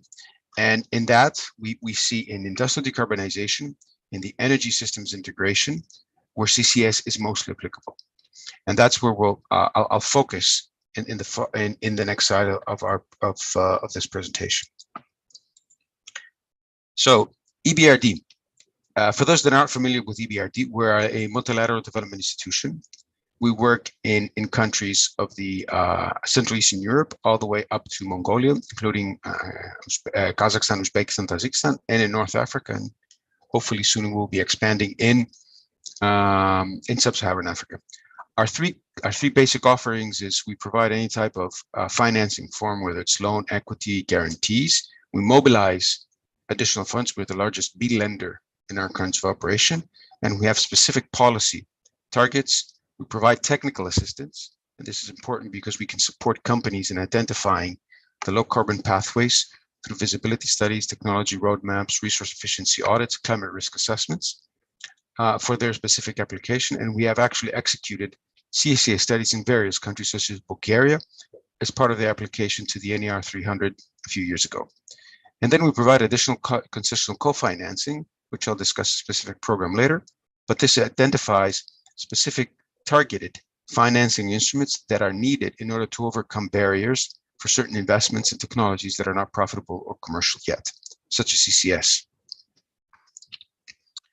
But why has CCS have gained so much traction lately? Because we've identified that CCS is a key lever. We've seen that for CCS to be able to reach the potential that it needs in order to may be a catalyst for us to be Paris aligned, this presents the amount of CCS that needs to be captured. As you'll see, most of the industrial sectors, most of the energy sectors there require CCS. Just to mention iron and steel, power, petrochemical, blue hydrogen, cement, and of course direct air capture. That is what it's counted for. So basically, we need about 6 gigatons per year of CCS to be captured. The amount is quite big, actually. So now I'll focus a bit on the policies and the funding that we see in our country operation that are most applicable and the most innovative. And these mostly stem from the European Union. In the European Union, as part of their Green Deal, they've actually put in place what they call the Innovation Fund, along with other funds, such as Connecting Europe, Facility, the Horizon 2020, and Recovery Next Generation.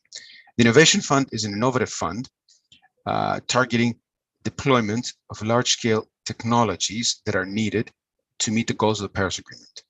The first application of the Innovation Fund was done last year to the EU, and the majority of the projects there submitted were CCS projects. Some of these projects I've identified here, where you can see the Porthos project in the Netherlands, Anthos in the Netherlands, Daragand in France, in Poland, etc. For what concerns the EBRD, we've actually submitted with one company a CCS project for an industrial CCS cluster in one of our countries in Bulgaria just last week. And this is a cement, agrochemical and chemical complex of avoiding about 2 million tons per year CCS in a depleted offshore field in the Black Sea. The envisaged cost of this project goes to about between 800 million to 1 billion until a final investment decision is made. And we supported all sponsors in the application process through providing our technical expertise, our financing expertise, but also providing technical assistance in executing feasibility studies that are necessary in order to be able to identify the key bottlenecks. In addition, we've provided also financing support as a letter of intent at this point until the final closing agreements are in place, and we expect that hope we will be able to close the deal sometime next year. Now, that is a typical industrial CCS project that we are working on, and we will be continuing to working on in the future for various countries that have similar programs in place, or we will be able to set up similar programs. So for us, in the countries that we work on, the key actions that we see are needed in order to secure concrete results on CCS are in basically 4 categories. We need clarity on the vision of the CCS of the country. This is mostly embedded in their strategic vision of Paris alignment. Second, we need economics of the CCS. We basically need a carbon price. In the EU, where this was, where the Innovation Fund was set up, this was quite relevant because with the carbon price right now between 60 to 100, it has been fluctuating lately, we see that the economics stack up. But also the ETS price here was very important because the funds of the ETS were channeled back to create the Innovation Fund. We think this is important since Kazakhstan has the ETS in place and can put in place a similar scheme. EBRD can support that and in providing the necessary technical expertise on how this scheme can be set up along with our financing. The second is developing the technical and coordination challenges that are necessary, right? This is not an easy project to execute. It requires a lot of technical expertise across critical value chains that probably have not worked before. For example, a cement plant has not done any oil and pipeline and transportation, nor has an oil upstream field company has worked with a cement plant. So the expertise here is required. So identifying opportunities and establishing coalitions and cooperations for executing such large-scale projects is very interesting. And we are interested in supporting these companies by setting up knowledge platforms. One critical component that we see is necessary in our country work is public acceptance. The previous round of the EU a few years ago did not receive the public acceptance for CCS project, and that's why one of the critical factors for its non-failure, non-success was the public non-acceptance of this project.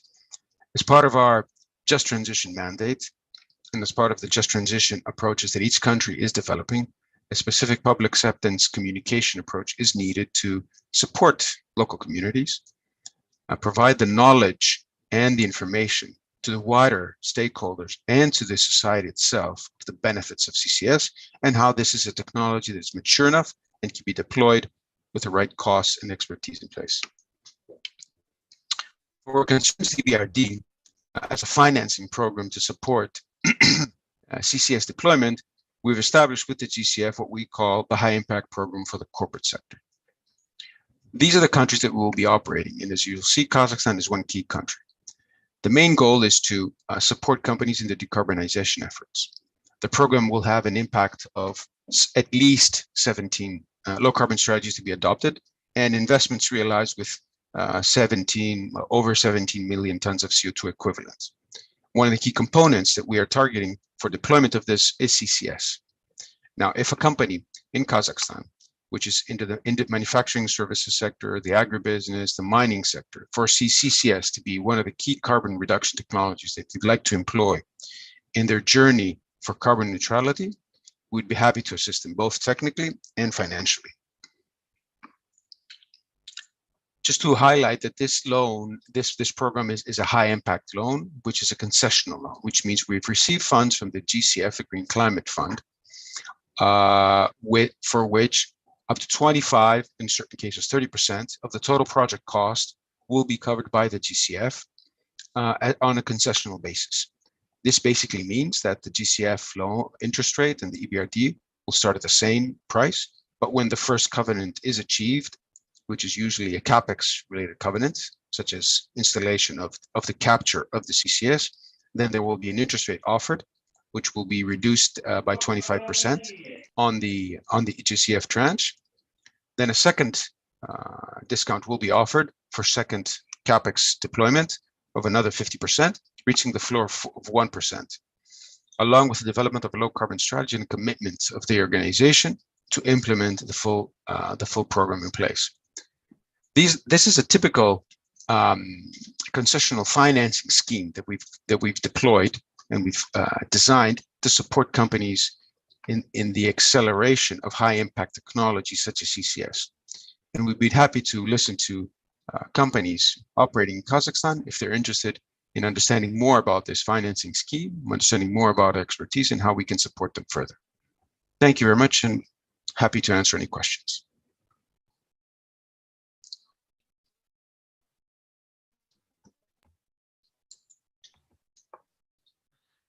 Спасибо большое. Очень интересная презентация, конкретная, детальная. Хотелось бы задать такой вопрос. Мы со своей стороны, прорабатывая стратегию достижения углеродной нейтральности, тут обращаемся сейчас как раз к международным организациям по вопросу, какие, так скажем, какие деньги, какие финансы определены на Казахстан или могут быть определены на Казахстан, снова же, и с какими условиями, да, в краткосрочном периоде. И в рамках, то есть на какие, снова же, как бы проекты, и есть ли уже какое-то понимание, о чем может быть, о каком финансировании, то есть может быть речь. Вот, что вы можете сказать по этому поводу?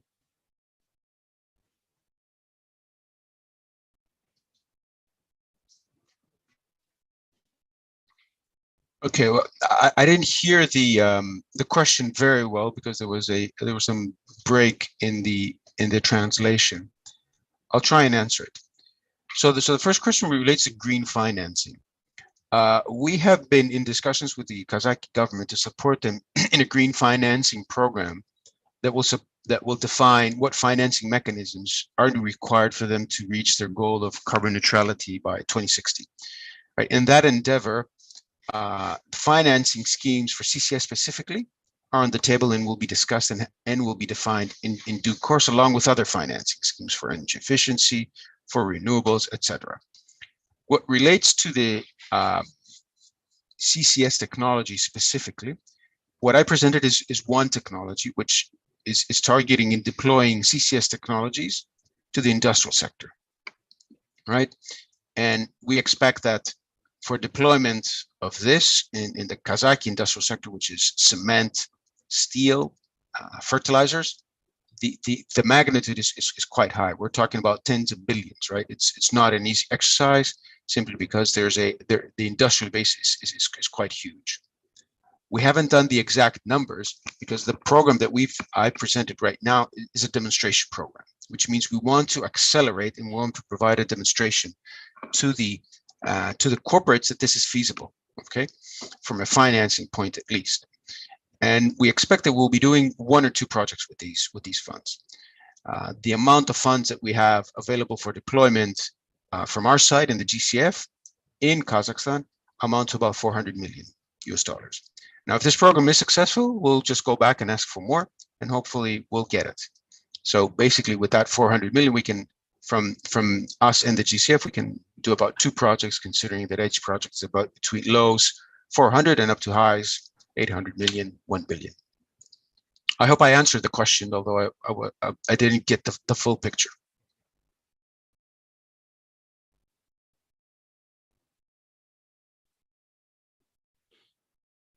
Спасибо большое.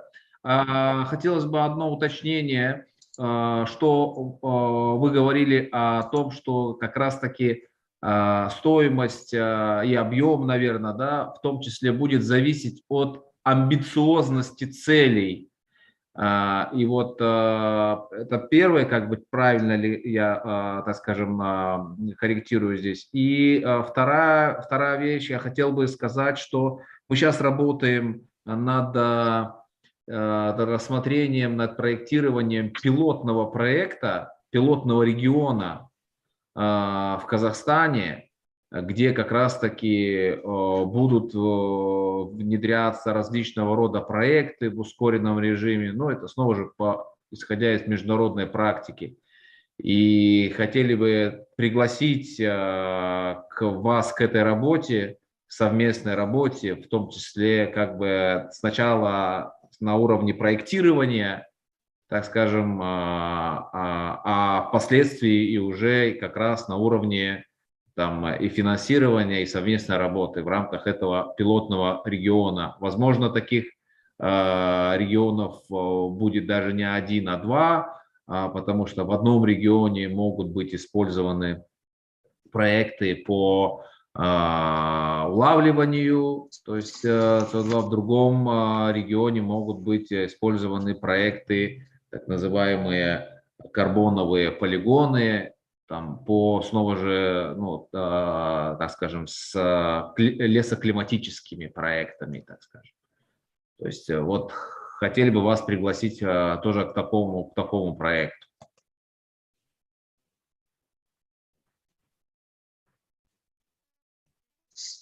Okay, yes, of course, we'd be very interested to understand more about these projects and how we can support you. As I said, we have this financing scheme, which is targeting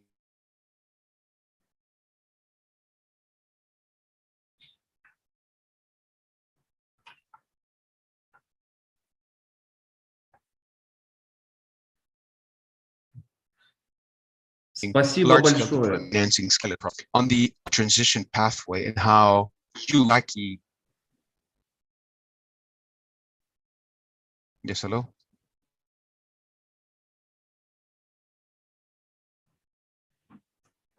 Pathway, how.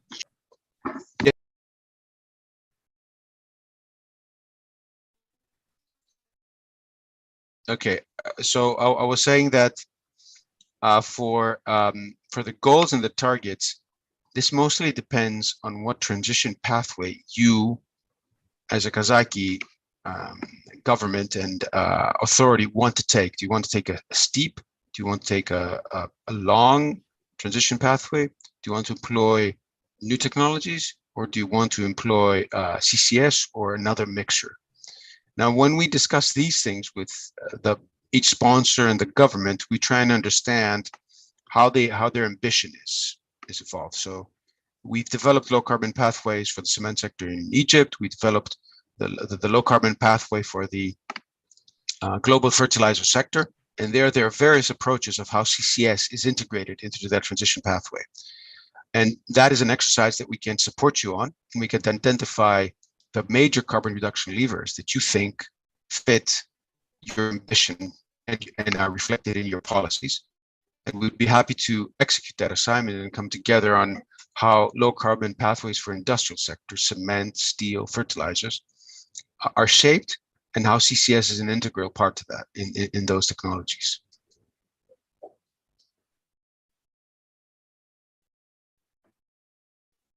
Спасибо большое. Спасибо большое. Я думаю, надеюсь на снова же наше такое тесное сотрудничество. И мы обязательно в ближайшее время тоже вот в рамках национального проектного офиса с вами как раз это все более детально обсудим. Спасибо, Дмитриевич. Тогда мы переходим... Thank you very much. Pleasure. Looking forward to it. Мы переходим к нашему следующему эксперту, значит, Владиславу Бизику. Это ключевой эксперт проекта Европейского Союза «Центральная Азия». Сотрудничество в области водных ресурсов, окружающей среды, изменения климата. Имеет многолетний опыт, порядка 29 лет в области экологической политики и законодательства ЕС, включая экономические аспекты реализации и оценки экологической политики. Пожалуйста, Владислав, будем очень рады вас послушать. Спасибо. Спасибо. Меня слышно? Да, отлично. Okay. Ladies and gentlemen, it's my pleasure to be here with you. And as the last speaker today, I am in a very comfort position, as almost everything which I wanted to say has been said by my predecessors. So I will only focus on some issues which I consider key issues. Next slide, please.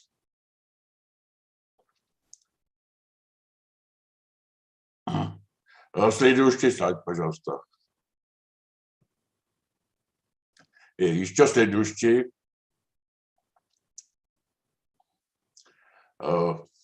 И еще следующий. Okay. At first, I think we should consider CCUS within the framework of a broader policy approach.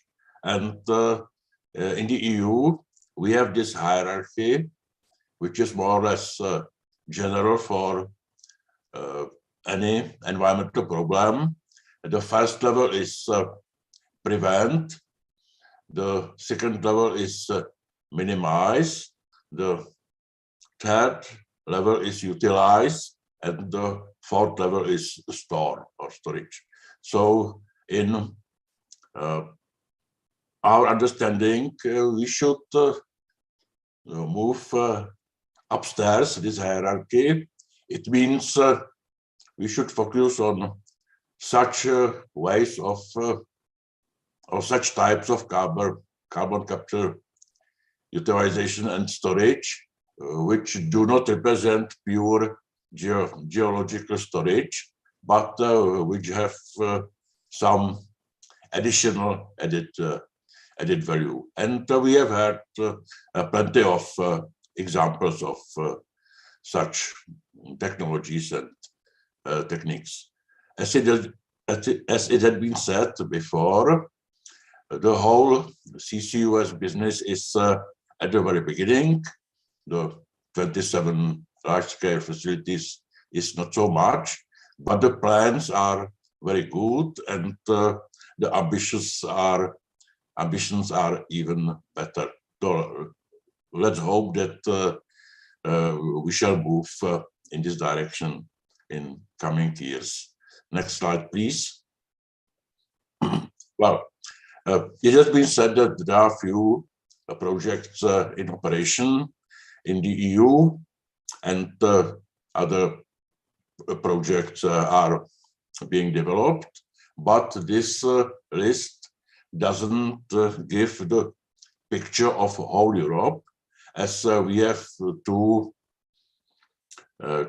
countries which are very well developed in the field of CCUS. I'm talking about the UK and Norway.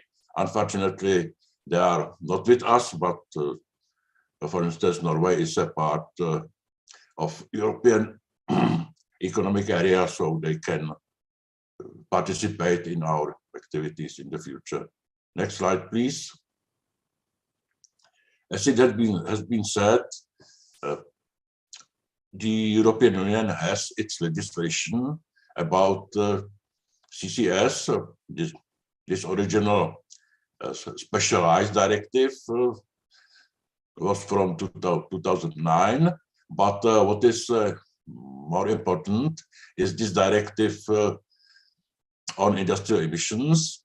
As for the investments requested by this directive, this is one of the most powerful directives in the EU, as it relates to all big industries, and it requires in some cases the assessment of possibility whether to introduce CCUS. So next slide, please. Okay, so I took one example.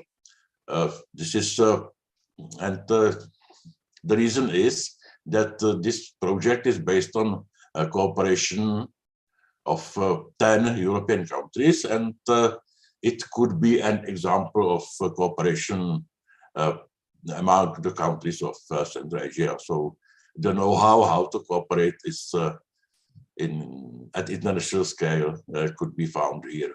But this is not the only thing we have in the EU. We have joint research center, which is very active also in many directions, including CCUS. And as you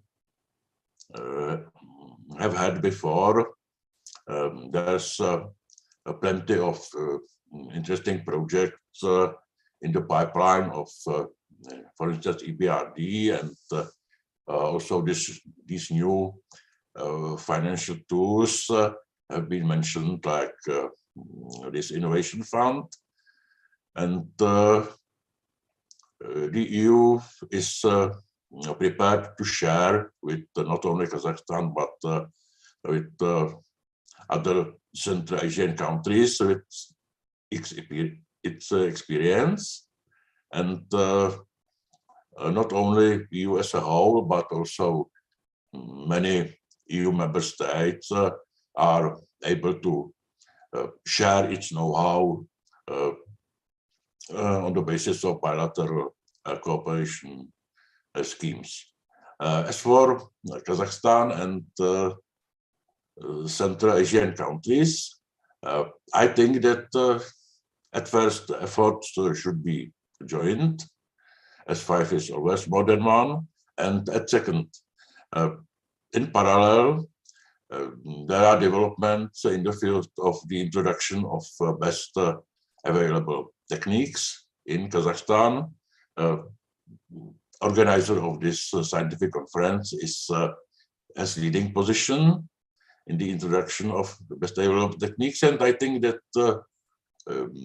new developments in CCUS sector have so much to do with the introduction of best available techniques that this would be useful to work side by side in these directions, as we can understand these new CCUS technologies as best available techniques. So this is in principle all I wanted to say, and if there would be some questions, I am ready to answer. Thank you.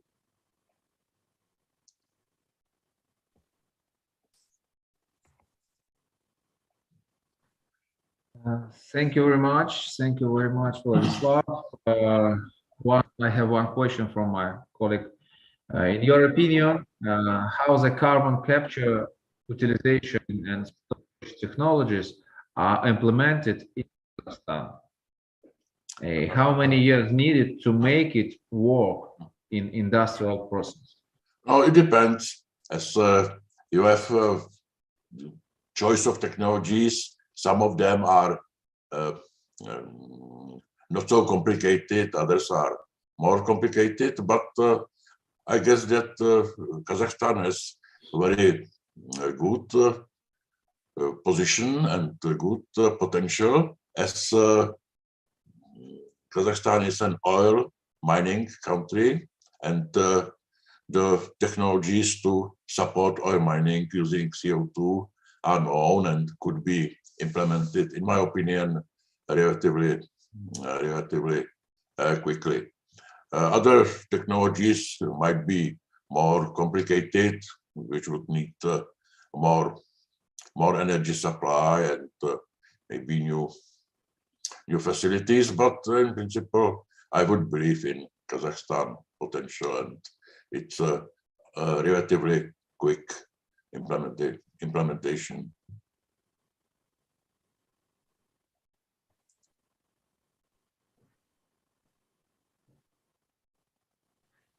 Thank you very much, Vladislav, for presentation.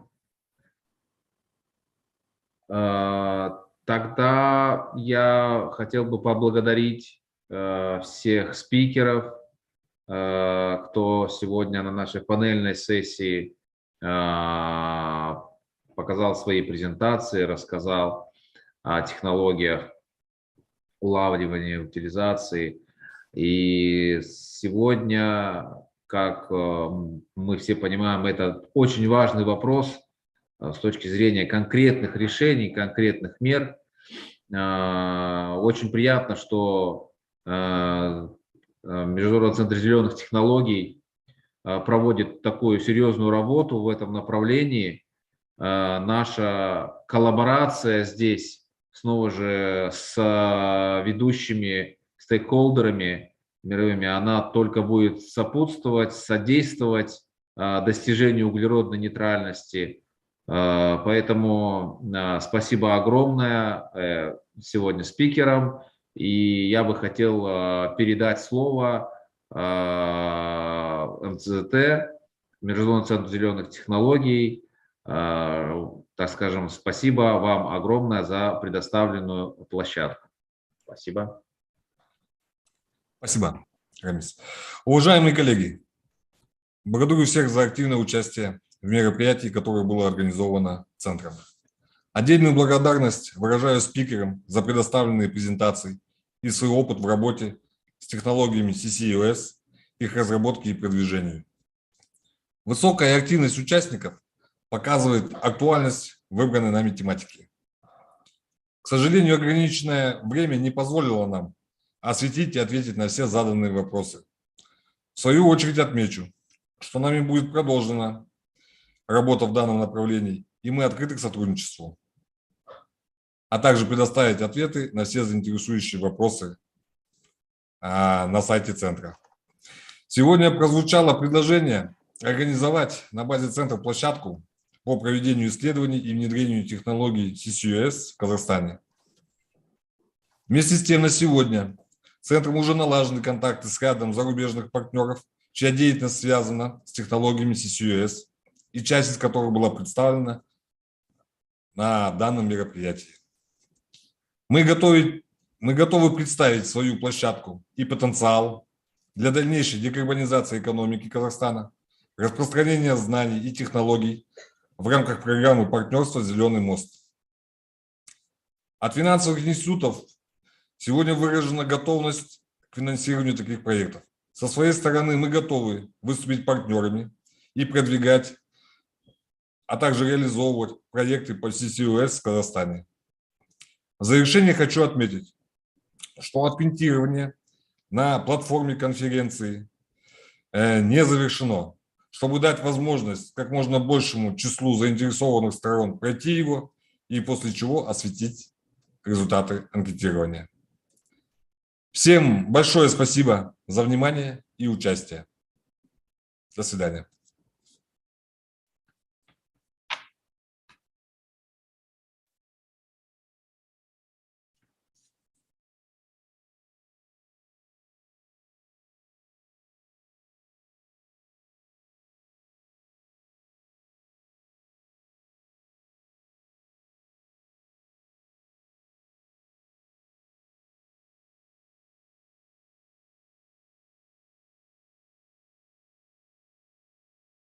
Recording